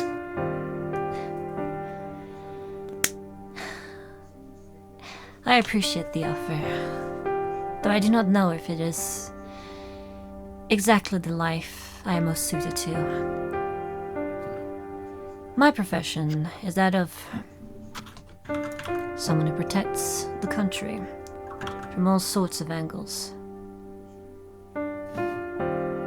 I am a shield, a bastion, as well as a hound, some might say. A life of medicine and mending, I'm not certain, is my calling. We meet a lot of violence naturally, but all of it is quenched by, well, you saw the power that he wields. Points at Mallory. That I did. If that power were to ever get out of control, that is why I am here. For if I were to disappoint the Halcyon in this task, well, what would the life's purpose even be then? He gives a light smile at that. Mallory was smiling at what Elune said. No, Elune was smiling at what she herself said. Okay. Okay, I'll make sure. Or you make sure. Okay. It is good that you have found your place and your purpose. If nothing else. I believe that someone of your with someone of your piety, there's a fair chance that you may succeed. Thank you, Agrona. You see, the human mind is made of, well, I suppose the entirety of a mortal. There's the physical self. One must remain in good physical condition and remain active to, well, keep their sanity, frankly. We must always be up to something. Then there is the mentality, the mental health.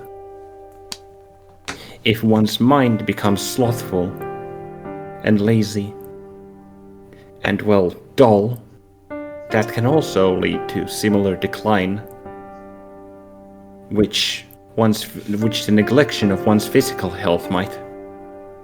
Some might argue that it's even worse. But then there is also the spirituality. All three are equally important. I believe you can figure out which one of us handles which. A system, I see. Very interesting. I do find myself curious as to how this all came to be in the first place, however. 9 years you've been traveling together, you say? Give or take. Give or take, yes. How did you all three meet, then? I presume that, in your case, Lady Elune... Oh, please. Simply Elune suffices. Very well. Elune, then. You did say that you were not expressly given a mission by Lady Halcyon. Are you referring to when we arrived here? She seemed confused about that. No, I was referring to the day that the Wonder Menders were established, but I do find myself also curious as to your arrival here. If you would happen to have any insight into why you were called.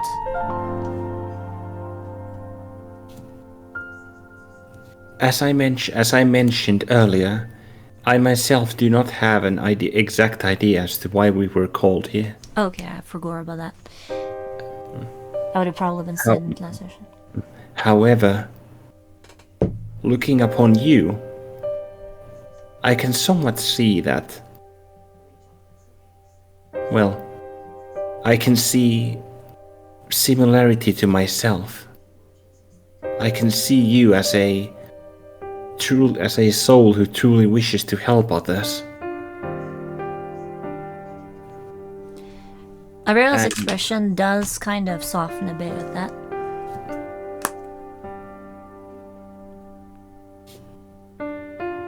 Does she continue? Yes. You carry a blade and a shield, and to the degree that Lady Kayla even put you to a test. Just what have you withstood to gain that power?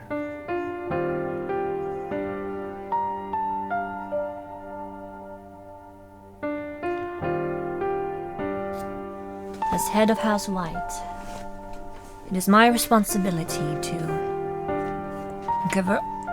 uncover all manners of darkness and bring it to light, cast the shadows aside, and lead the people the best I can towards the truth that will save them, as well as serve as a vanguard against the encroaching darkness, so to speak. It is...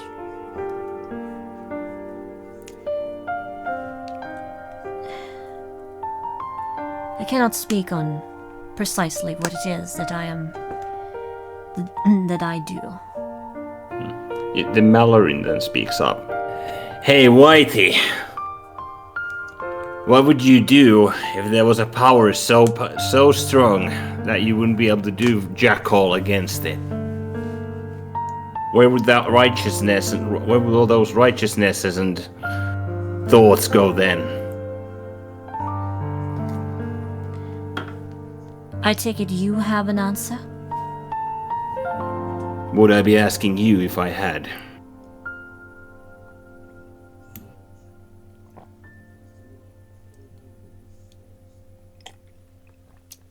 Arilla remains silent for a moment.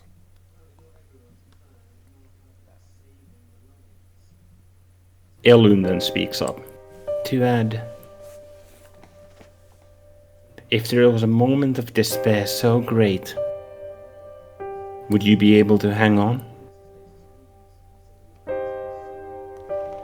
If this place was not warded from death, and you were faced by the opponent you were, would you have fallen into despair? If there would be an opponent so strong standing in front of you, so imposing and so powerful that you did not know what to do. If there was a famine, or a flood, or an earthquake, so massive that you knew that your insignificant existence would not be able to help anyone, would you still remain stalwart and powerful? There is much that I have seen and experienced to come this far. I know that regardless of what I might be and where I happen to be in any given moment, I must persevere. For I am the shield of House White, and it is my sole responsibility to fulfill the duties of House White, and that means that I cannot allow myself to falter. Roll a sanity save. All right.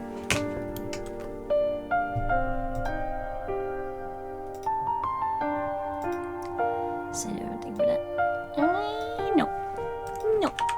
So it'll be straight. All right, Shane. D20 plus. Bah. Plus. Let's see. 4 mod plus D14 plus. D14 plus D7. Sanity! That's a 25. That's actually pretty decent.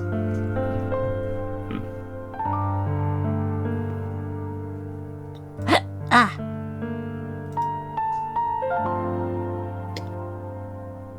Nothing happens.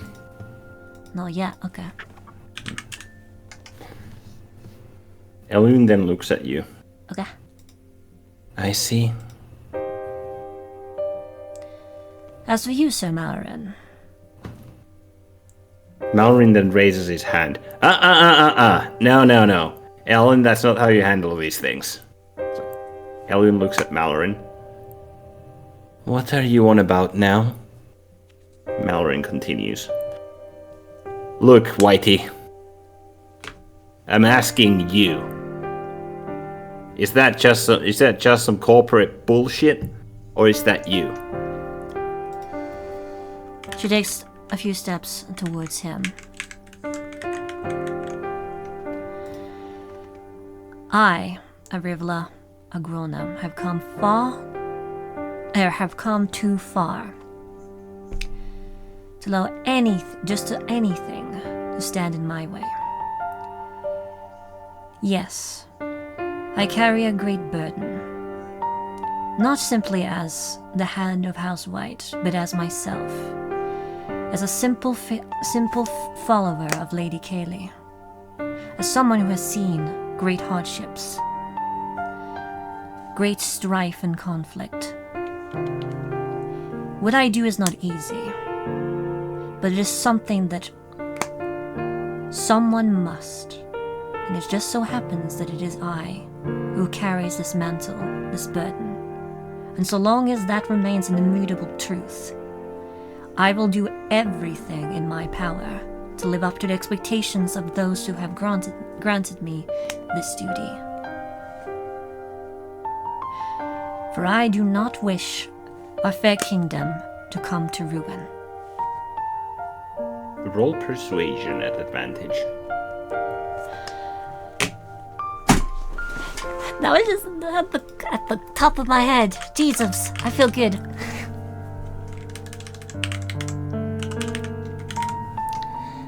Okay, so let's see. That's I feel good. Lancer plus 3 plus. What is my persuasion? Okay. D14 persuasion at advantage. 32 persuasion. That's right. Huh.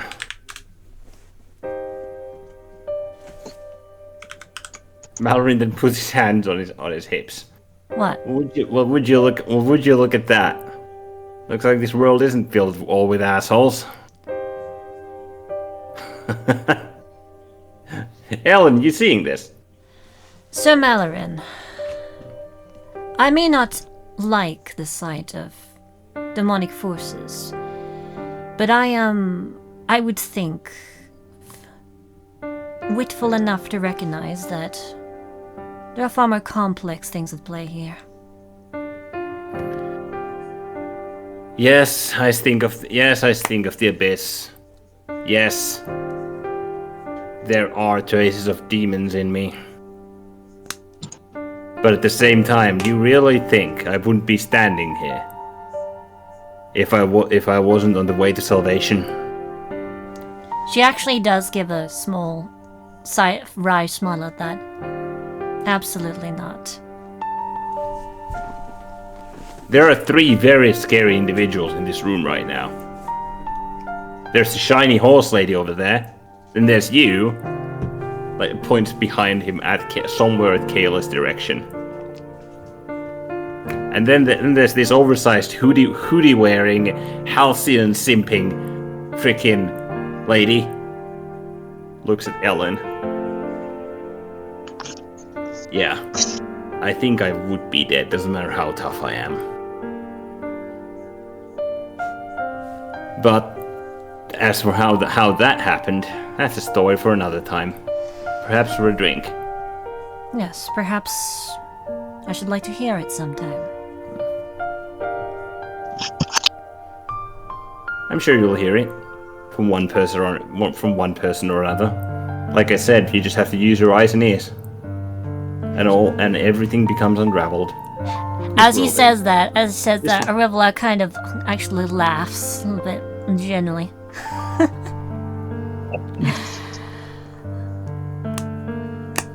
Hey, look! Look, the woman can smile! Ellen then kind of from the side says, My eyes and ears are my most valuable organs. It is how I do what I do, Sir Mallorin. Technically speaking, your brain and your heart are your most important organs. Very true, Ellen. But I suppose the heart, the mind, and whatever helps keep those sharp are also very important.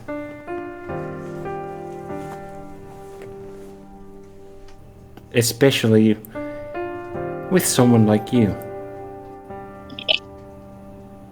She got a nod, said that.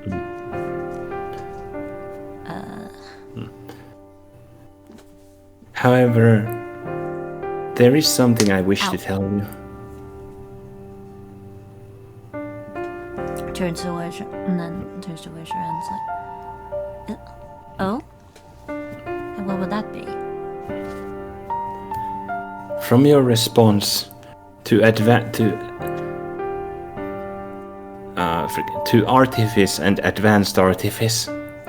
I take it that you do not truly know what advanced artifice is. Arevla shakes her head. As I said, while I am aware of the concept, it is not something that I have had the opportunity to look into very closely myself. Would you happen to be able to share a light on this? Like it's a given, but just, speaking. Yeah. Yep. Elun then looks back at Kaylee. And Kaylee actually floats forward. Arevla takes a knee from him.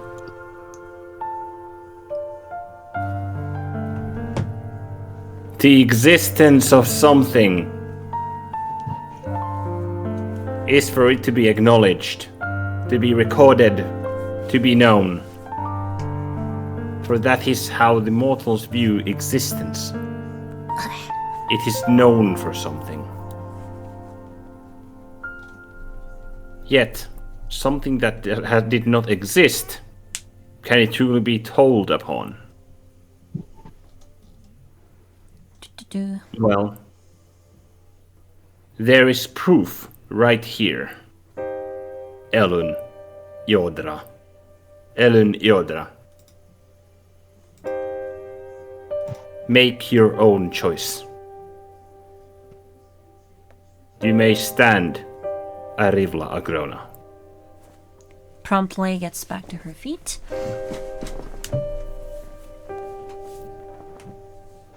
Elun then kneels down to look at the fragment of the coin that's there. And picks it up.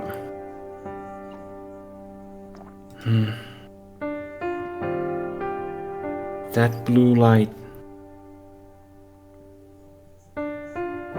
light has caused more suffering than you would imagine. One might even say that it is a flare. A flare? A flare which brings destruction and despair wherever it goes. You called it an arcane battery. Am I to take it as a powerful explosive device of some sort? It can be used for many things, but that is unfortunately what I know it as, and from. What other things might it be used for? It is, well, for many things. And I'm not an expert in it, mind you, but destruction is the one thing I know it has been used for. It is something that, well, allow me to put it this way. If you ferment something for a long, long time, does it spoil? Or does it become all the better? Sorry, what did she say about fermentation? I was typing. Yeah. If you ferment something, does it become better? Or does it spoil?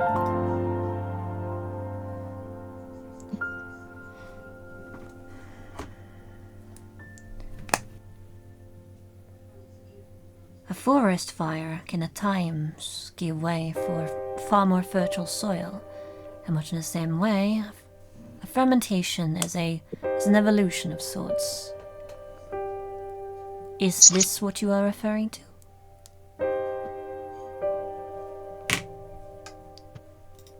Mostly yes. You can ruin a fermentation process too. But evolution normally takes steps in improving whatever you attempt to evolve. It is simply the goal of the evolution and target of it. What do I think that she's getting at with that?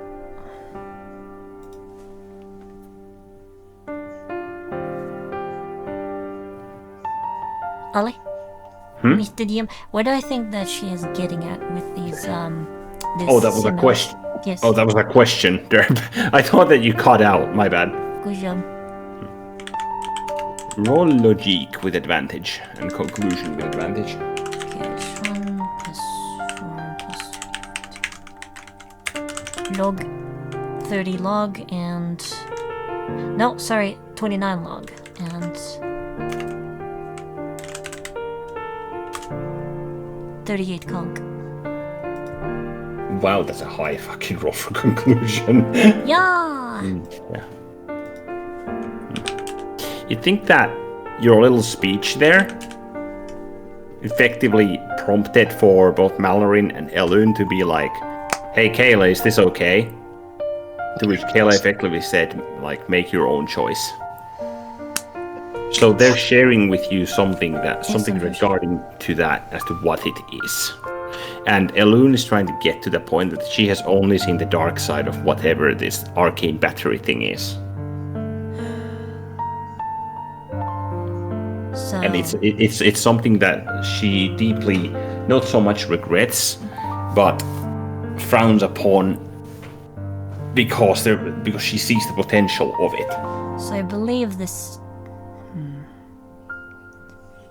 So in conclusion, something big happened to Elune or Elune's surroundings, or something in her, something where she was present when she was young.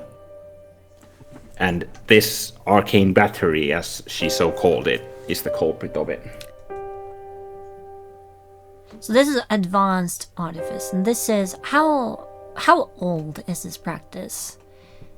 Artifice has presumably been around for a while, but advanced artifice is only something that I've heard of recently. Yeah? As I believe, you have no idea. Well, artifice has been around for hundreds of years easily. Because I'm pretty sure that the only instance where I've heard of something above standard artifice, and the reason why she can say that I've heard some of it is because it came up practically yesterday when we learned about what Riley has been doing. Because it's very clear that she's done something to that effect, that she's perfected the technology, or someone has given her perfected technology. Yes.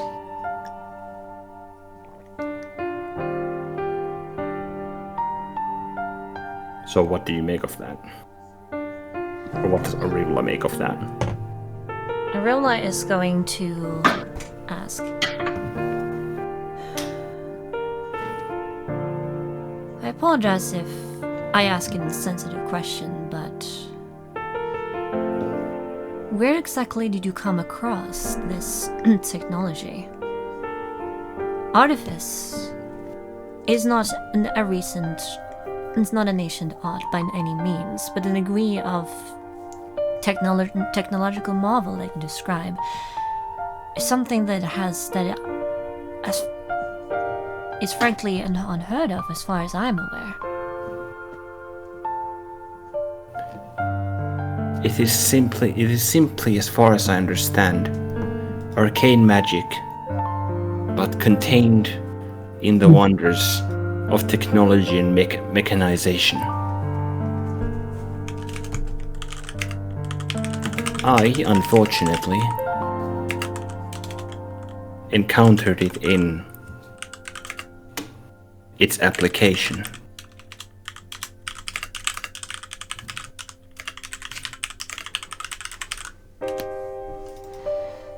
When was this? By your estimate.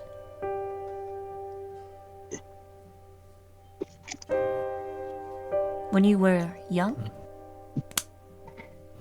She kind of looks down. What has four legs in the morning? A child, yes. I understand. She kind of waves her hand, the kind of is like, that's enough for now. That aside, turns towards Mallorin and then is. Where did you come across such a device yourself?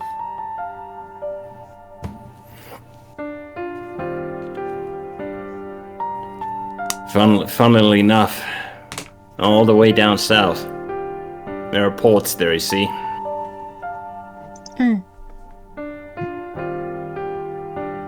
And, well, I may seem like a chatterbox, but people tend to let me into, you know, game nights and be my drinking buddies if I roughhouse them a little bit.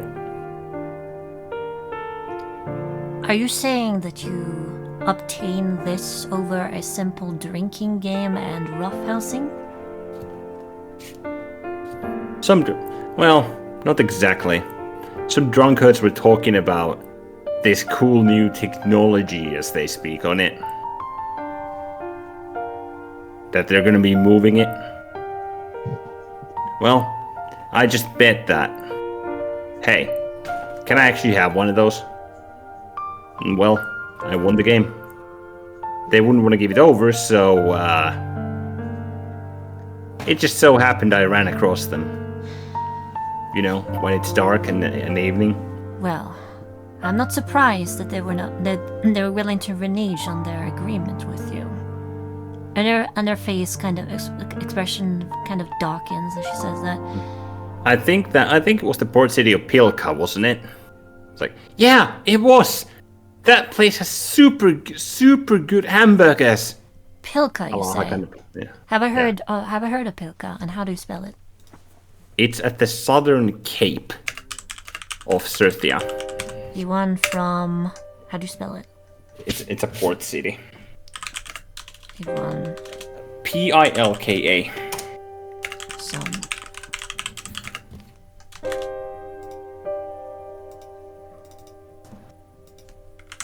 In the port city in. Okay, so I realize considering right now. Her expression is noticeably darkened at this. She's not even hiding it right now. Where's the freaking... Oh, there we go. Where's she used it? And like, it's a big desert. It would take easily weeks, if not like more than a month, to cross it, even with like wagons. Because you'd have to... because it is very hard to cross through the middle of the desert. It is deep sand. So you'd have to go around. So it would take a long time. Sir Mallorin, Elune. Have there been many cases of these flares recently? Well, I haven't heard of any recently. In fact, we didn't even know exactly what this thing did. We were about to try and find out, but seems like no one has any idea what these things are.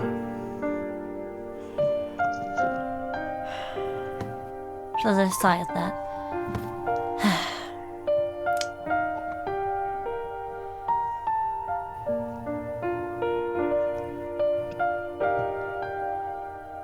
I will say this much. We are, presently, also looking into this matter. No kidding. You serious? Not in the slightest. We have heard word of curious flares of our own. Suspicious ones that have been a hindrance to our advancements.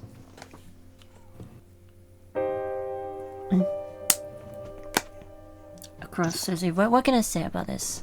Like, without naming specific directions of whatnot. Let me check more. Somewhere, yeah, it's like, in effectively, like, you can name that, well, it's happened. You can name when it's happened, roughly. Yes. You'd imagine. When was that one? When was it again? Since you know that house blue and house blue, house black, house purple have all been kind of just looking into this, and well, you know, house blue basically drove themselves to the ground trying to look into this thing. Okay, so what she will say that after he says no kidding, several of the house hands, myself included, have begun to look into the matter of the flares, as it has been quite a thorn in our side recently. Elune looks at this.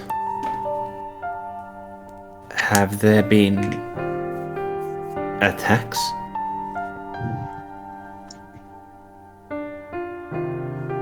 Let's see, when she says attacks, is it? Have there been casualties during this? I forget if it's been mentioned, but it stopped the advance of our men across a certain. It hindered it significantly at first, and there would have been losses at that time. But yes, there have been. There have been indeed. I see. It has cost us a great deal of. It has cost us casualties.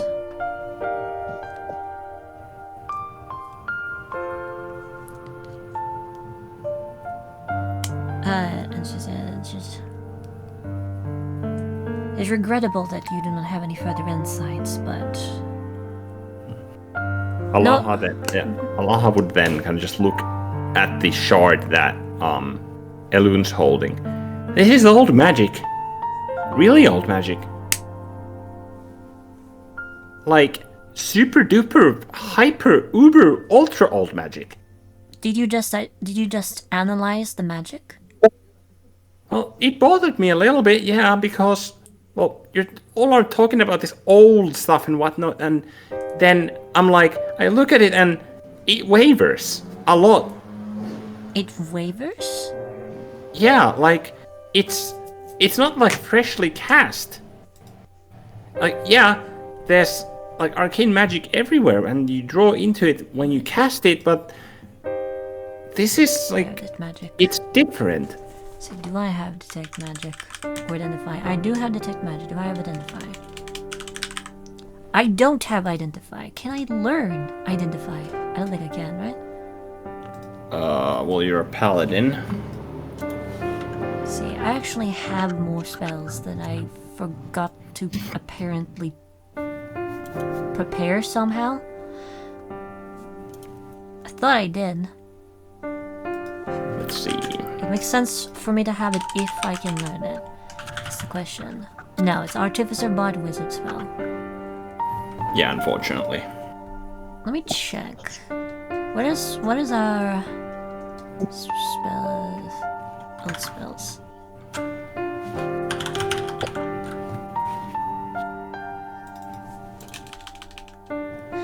Alarm detect magic, moving beams, see invisibility, that stuff. Okay. Counter spell, non-detection, opportunity banishment. Oh yeah, that's it. Alright, I'm gonna cast detect magic myself, and I'm not gonna look at Malarin because I can expect what I'll see from that, but we'll look at the shard. Eyes flare, white and blue. Let's see.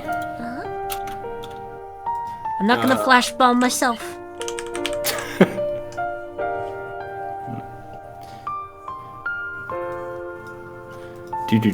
Hold on, let me look. What did detect magic do precisely? I can detect magical signatures and what schools that they may be from. I can see if something is magic, and if it is a magic, what school of magic it is, and if it is affected by magic. Well, yeah, essentially if it's a spell, if it's something it is. I can't tell what exactly the spell is, just school and the general. Yeah. As you look at it, you notice that Alaha, like her face, like you can see it from the corner of your eye. It's just this blue like magic, as in it's arcane magic. With Elune, you notice that she has an aura of abjuration magic. Fair. That tracks. And with Mallorin, you notice that she has, well, not fucking, that he has, he has an aura of a mixture of conjuration, evocation. Okay. And as in the shard, that's it being held? The shard, you notice and you kind of squint. Roll, spot. Okay, 15 plus 4 plus 2d 14 spottage. Oh, I forgot to add d4, but yes, there you go. Question d4. 41. Nice. 41. The freaking nat 20. Yeah. This is very powerful evocation magic. And you look at it, kind of squint closer, and it's like effectively, like you compare it to like what's hovering off of Alaha, and this is darker than that. It's darker evocation magic? Yeah, it's like, yeah, it's arcane magic. But to your knowledge, magic doesn't just expire or get old. I think that entirely depends. Like, most magic is not permanent unless you add the permanency spell to it or some such. Yep. Which is like, you're like, well, does this have permanency? It's like, well, if it does, it shouldn't be like, it shouldn't curdle like spoiled milk. It'll still be in effect as powerful as it was, unless something had been done to damage the source of the enchantment somehow. Mm-hmm. So you wonder, like, is this like, it's arcane magic, yes. But you notice it has like small rifts floating about it. And it's slightly darker than what you usually see from just evocation. And this, the like texture of what arcane magic is. So you're like, what the fuck? So it's like, is this the caster? Is this the caster? What this? Yeah. Hold on, repeat that? Yeah. You caught you fishbowl at the very end. Caster did what? Yeah. You're wondering, like, is this, like, is the caster's like magic somehow wonky? Like, whoever did this? Or like rather infused this, because this effectively just burst outward, which was the explosion. Hence like the blue color of, because that was arcane energy. This is quite curious indeed. There's a darker element to this magic here. Actually, just kind of side eyes the Mother Paladin, and this is just kind of what she thinks of that as she's hovering over there. What do you all make of this? She's asking that question out in the air for whoever may answer. And what is Kaylee doing right now? What is she doing? Kaylee is looking at you. So she's still assessing me, I assume. Well, she's looking at you and the shard, effectively like in your direction. Okay, so she's probably assessing me and also assessing the device. Very curious. Very curious. That has implications. It's just... She's just... Alright, I'm gonna add a note there. Kaylee? Where's Kaylee? Seemed very intrigued. Actually, can I roll this? Does she seem intrigued, or is it just casual? Roll insight. Okay. 20, 15 plus 4 plus 2d14 plus d4. Wow, that's low. That tracks 23. 1 and 1. Low for me. Decent for anyone else. Yeah. Like, I mean, Elune said that you win, and Kayla kind of just accepted that, which means that she also agrees with that. But she's looking at you and looking at the shard, kind of just... She's just observing, the lack of a better word. Yeah, hard to read. Alright, that's fair. Not like I had any idea of how to look for tells in the goddess of paladins. Mm-hmm. As, Yeah. Zaribla just kind of blinks and the glow in her eyes dissipate.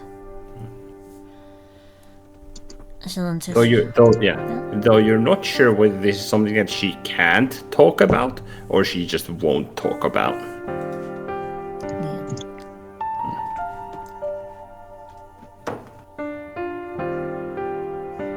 This... Clearly it's... interesting. As Alahadan speaks. Yeah, that's the evocation. Though, what's that crackling in it? That's weird. Just instantly just zeroed onto that line. What does it look like as it's crackling? It doesn't seem to be active again. No, it's not like fucking haha, it's going to explode. Look at that, for example. You notice her eyes are glowing blue as well. Like these rift-looking things? Did I see these things? Yes. It's like crumpled paper, kinda. Oh yeah.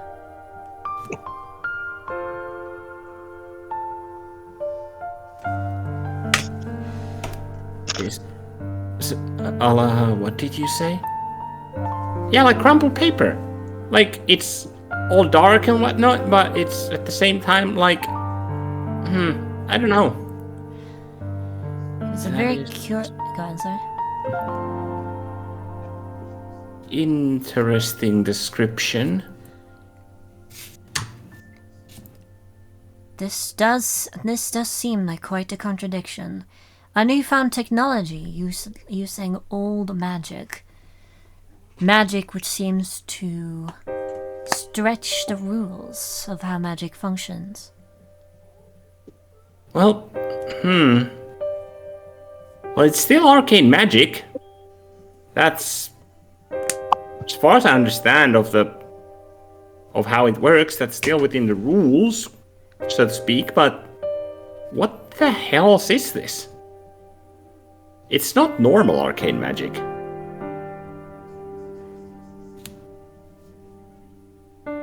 Might I be gone?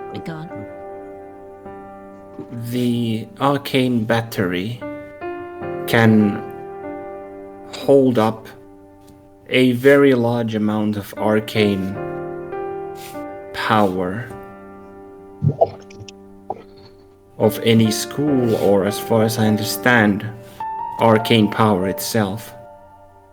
It simply needs a catalyst.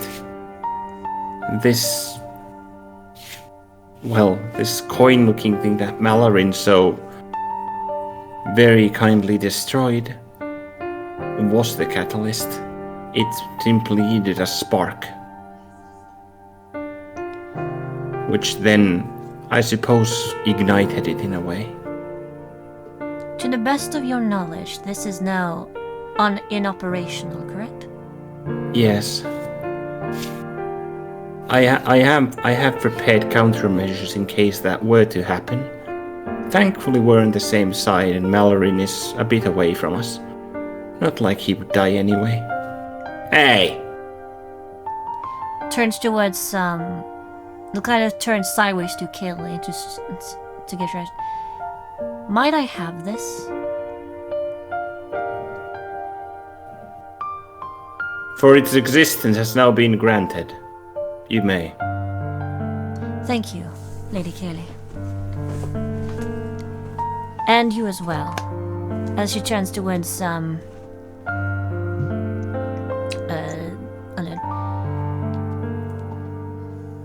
I believe I might know of someone who could... Actually, I think Mika Sutrama would be my best bet in analyzing this, wouldn't it? Yes. Yes. I believe I might know someone who can analyze its contents. Perhaps this will shed some insight into the mechanics of this device. If you will do that, I must warn you, Arivla, if it's okay for me to call you that. This guy nods with a small smile. It is. She then nods.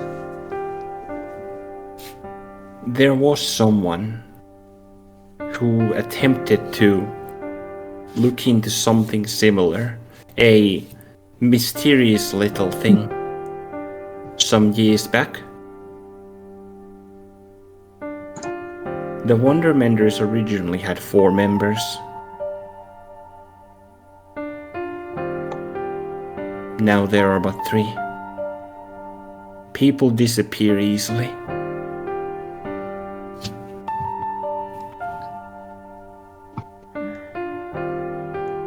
I think I understand what you mean. I think I understand what you are getting at. Like, I believe what she's saying is that the 4th was assassinated. You'd presume as much? When she says that people disappear easily, that makes me think that she's saying that somebody discovered what the 4th member was looking into and proceeded to take him out and let them have a little accident. Alaha then speaks up. Yeah, he never was found, was he? Elune then shakes her head. The hood kind of droops over her eyes. Of course. Of course. We will... sure, which phrase? This would be a very discreet matter.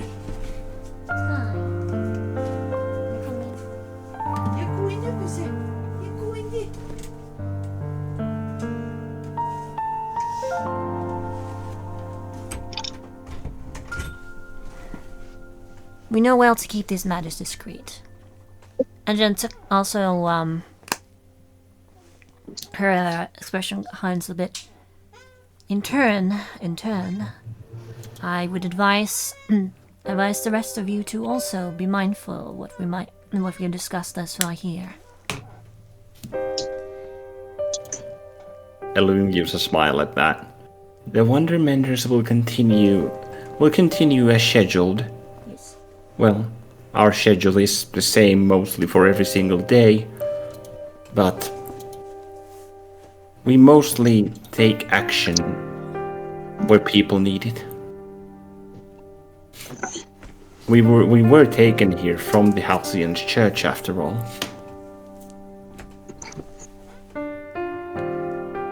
In other words, as you were. As we were. Jen turns to Alaha. And just kind of deftly fishes into her pouch. Finds a little pen. It's like, I believe you wanted an autograph. Ooh, yeah. Where would you like it? What would you like signed? Just kind of has a kind of snorts a bit like that. It's like, this is not what she was expecting to happen.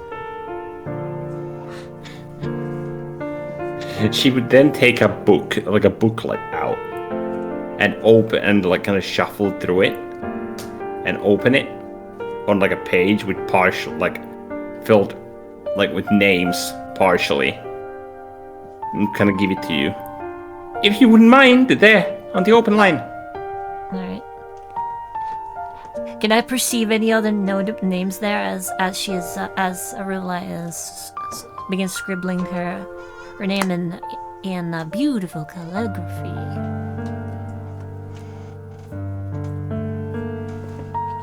You notice there's a actually well, you don't need to roll spot for this. Roll memory.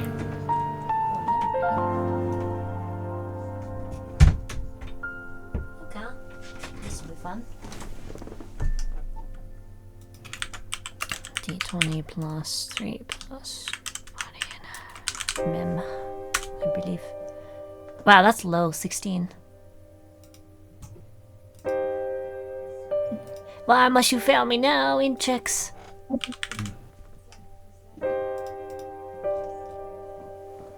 Yeah. You notice that there's a name there, which is Gandevar. Can I get a spelling for that? Yep, but you don't quite recall their first name. Well, I'll make a note of that one.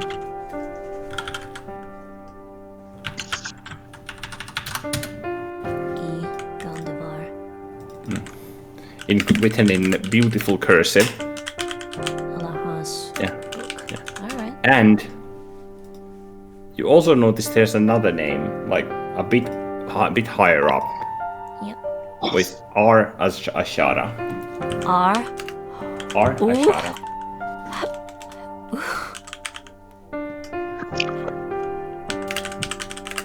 Interesting. Just privately mentioned. Interesting. She's clearly had some experiences. And then just kind of after a bit of a slight flourish, like, here you go. With a smile, she hands the book back.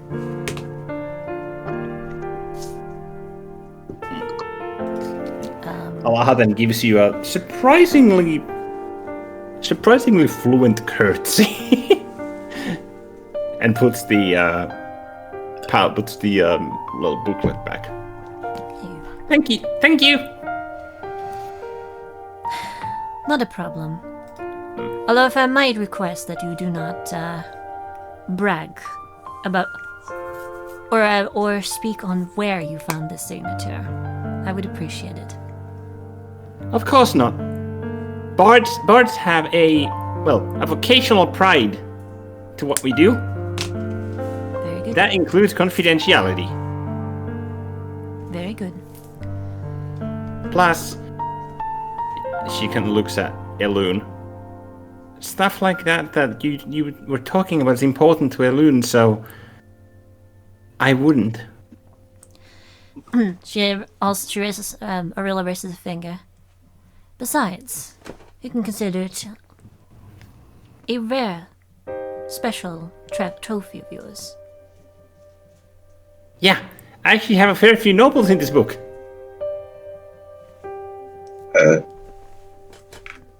You're quite fortunate.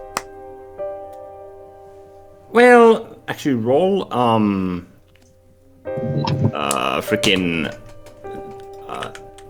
roll memory. Okay. 3 plus 2. You're not that 44. familiar with bards. 44. Oh, casual 44. Okay, let's go. Yeah. You would remember that bards, in a way, are somewhat special, as they're storytellers, and especially like minstrel bards, who, well, that's redundant, but like minstrels, Yeah. who like play song and word of mouth, who go around. They are effectively just to be respected because they are observers. Mm-hmm. And for them to effectively aid you and help you and go around, that is mostly a benevolent act. Like, naturally, there are bards who also, well, do evil or don't participate in these kinds of actions at all. But bards in general are, generally speaking, very, very good people who tend to leave an impression. So for you to leave an impression on them can often help you in the future. Mm-hmm. Plus Alaha seems very affable as well, so that helps. That makes sense. You weaponize charisma. Yes. You want weaponized charisma? Oh, I'm muted. Good job. I'm dumb. Yeah, I'm like, what do you mean you're muted? No, you're not. You want I swear to drunk, I'm not God. I would You want I would be inclined to agree with that, yes. You want weaponized charisma? Go to a fucking store. Now that's weaponized charisma. You know what Elune, like, at what Alaha said, like, the last thing? Elune reaches up and just gives her, like, a head pat. Or, like, thank you, Alaha. It's like, always! And she gives just a bright smile at Elune. I think most of Rivla's questions were answered, even though I did not actually ask them. I asked around them. I learned a lot about most of everything that I ever. I don't have any other questions for Alaha. I don't have any questions for Elune. I learned about who she is. I learned about what her situation is, and the fact that she seems to have a self-imposed duty to redeem Malaran. The fact that Malaran's been on the mend for decades. And he's a parasite, and that Alaha is just along for the ride to spread smiles. And also, since she has a lot of names in that book, yeah, she's also been around. Like, she seems Clearly. very, very affable. Yeah, she's made a lot of connections, so she's well traveled.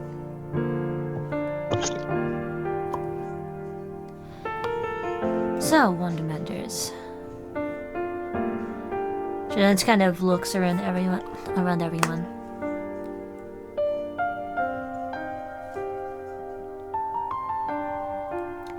You truly wish to mend the wounds of the world wherever you may travel. We try our best.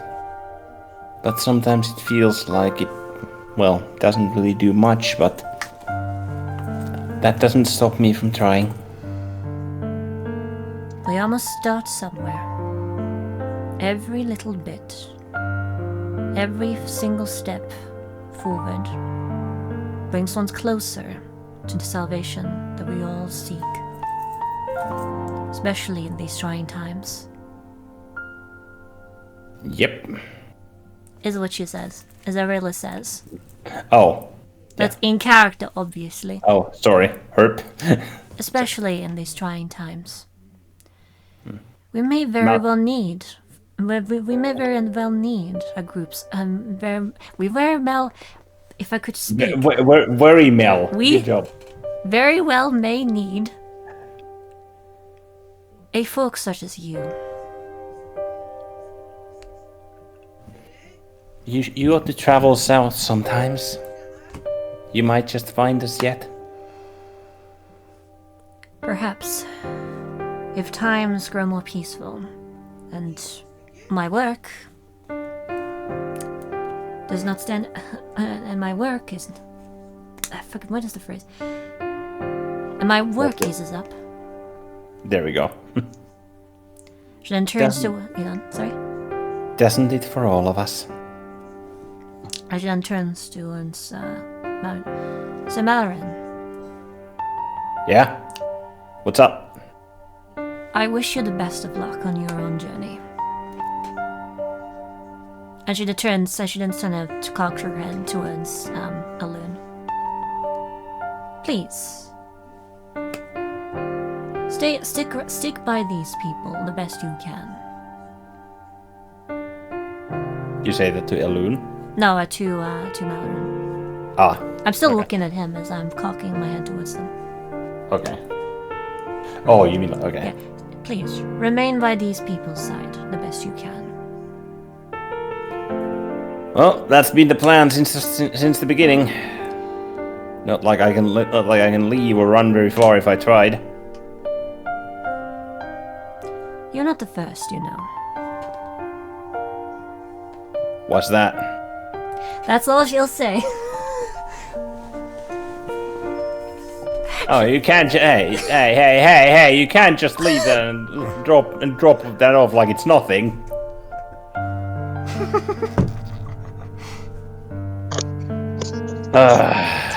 She does kind of she's not looking at him, gives a wry smile.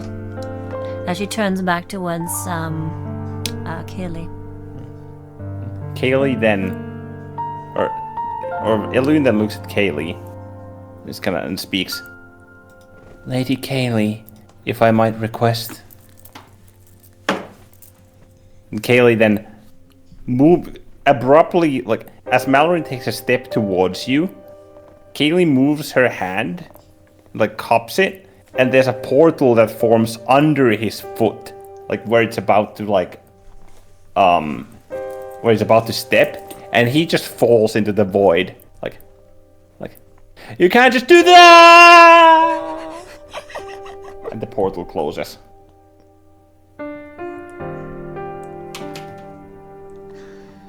Such a rambunctious fellow. Indeed, but he's a good one. And that was Ellen who said that? Yes.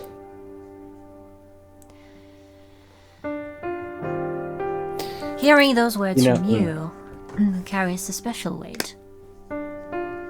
You know, we found him, well, by the guidance of someone very close to Lady Halcyon. He was not in a very good shape, struggling to find his own way, or to return to his senses. He does seem to have a cycle of sorts, which likely links to the demonic energy that lingers within him. Not a very large amount, but it lingers regardless. I can assume, based on what I've observed here, that the cycle she's referring to is that it's clarity and peace of mind and everything, and then growing corruption that drives him to violent, darker tendencies before being beaten down and then going back to clarity and remorse. You don't know, because this is more or less a unique case. Yeah. You have no idea what it's exactly like, but you presume it's something like that. It is based on the way that they've been speaking and what I've observed.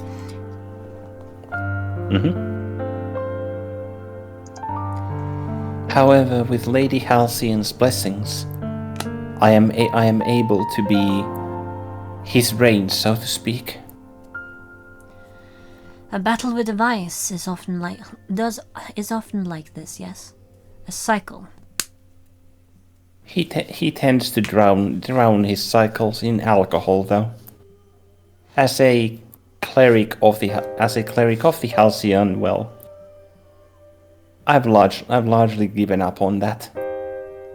My vocation, however, would require me to attempt to convert him, but she kind of quiets down from that. Like, roll insight. Okay, I will insight, though there's just a small smile. She goes, I think his drinking habits are the least of his problems.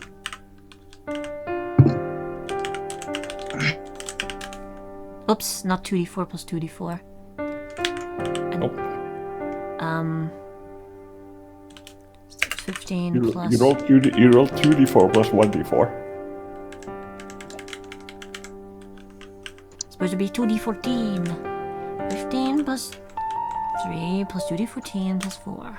43 insight. Yeah.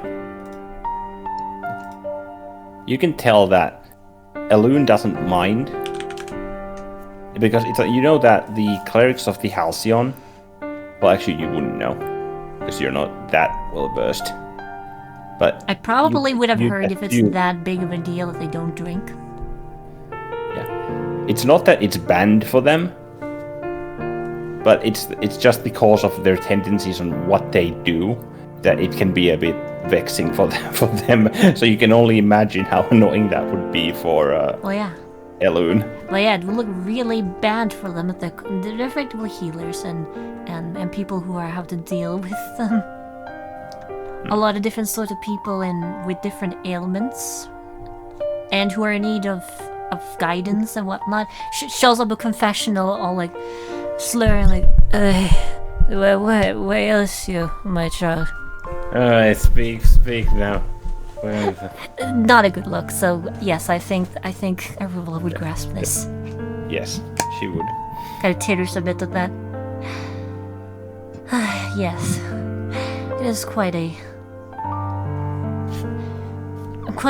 funny situation. And then when she said funny, she means that in sort of like strange. This is quite a strange situation indeed. Yeah. Kayla then speaks up.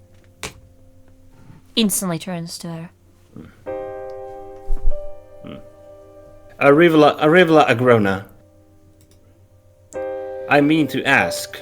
You questioned as per why someone as supposedly wicked as him is under the orders and domains of my wings. Have you found your answer? Have you found your answer? Emmy believes that Arivla has, and yeah, I think based on everything that's been discussed here, it seems to be because there's potential in him to find a path to righteousness, to save him, save his soul, conquer the demon inside of him, and bring him back to the light. Does that seem to be the case? That seems to be the general case consensus, yes. Arivla nods. I believe I have, yes. Very, very good. Elune then speaks up. Arivla. Yes, Elune?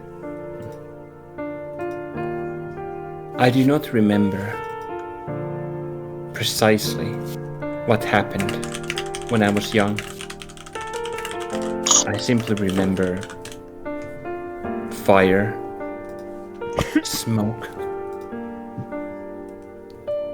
and blue flame. It was as if a burst of air and debris rained down from above in a flash.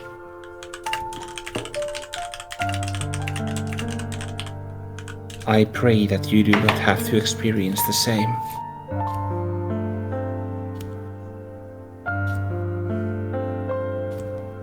I pray that we shall prevent all sorts of such events from befalling others. And I appreciate your good wishes. Thank you. And she does the same thing that she did when she first arrived, so she clasps her hands together in front of her. Before she does that, I'm wondering, would there be any place that I could point to for her to go if she were to discreetly get in touch with me? Not to an unsafe channel like letters or anything like that, but like some way that she could get in touch with me that would carry the least possible risk to her person or to being traced back.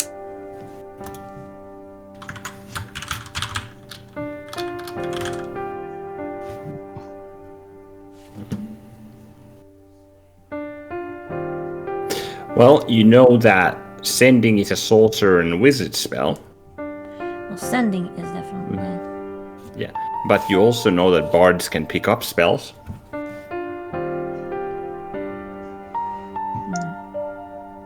They're very versatile in that regard. Oh wait, okay. did we actually keep that change? I forget. Sending exists. Sending is still a spell. It's just higher level, and then there's Whisper Wind, which is underneath. But this is your world, so you can do whatever you want with that. So. Yeah, fuck it. Because fuck it. Yeah.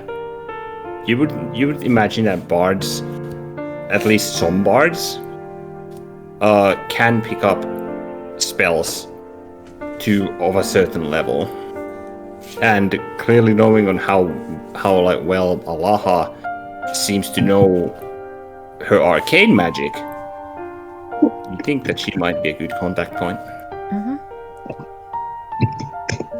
I may send for you at some point in the future. And in turn, if you ever were to discover any pertinent information, do not hesitate to give me a sending as well. Just avoid the mail channels, if you would. Yeah, of course. I can do that. Very good. Until another time, then. May the Halcyon's winds protect you. She just kind of bows her head slightly and clasp her hands together. And may Mother. Okay. Yeah. Kayla, you notice Kayla crossed her arms. Arilla would not be laughing. Emmy is laughing because I thought it's funny that I'm about to invoke her name as she's standing right there. Yeah, 15 feet from you. And she's gonna be okay. And might Mother Paladin's watchful gaze ever bring you solace.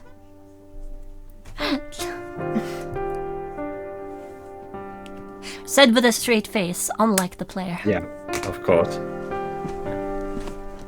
Elune gives you a kind, warm smile. To you too. She then, or actually no, that's not what she would say. She would actually say, to you too, for your future looks bright.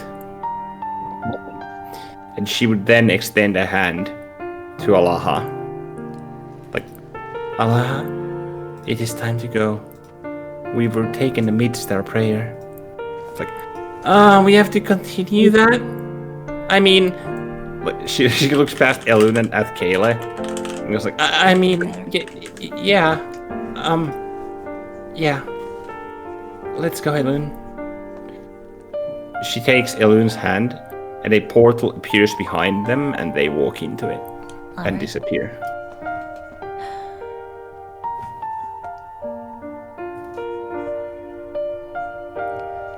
As soon as they leave, Narella lets out a brief breath before she then turns to Lady Kaylee. Does she seem to be waiting, or is she about to speak? And now that has occurred, she's currently idly waiting. Okay, Lady Kaylee, I have a number of questions for you as well. If you would care to indulge them, if you would care to indulge me, there you go. Speak, Arivla Agrona. And the real shall, but yeah, then. Yeah. As she then looks towards you and uncrosses her arms. She's clearly paying attention. Yep. Although I will have to wait till another time because it's getting late. Yep. I was just going to say that we can take another break, but yeah. Well, it's night time, so we shall handle these conversations later because the encounter's done. Yeah, because this can be text play. Yeah. So session 0 complete. Woo! Yeah, pick up from there next time.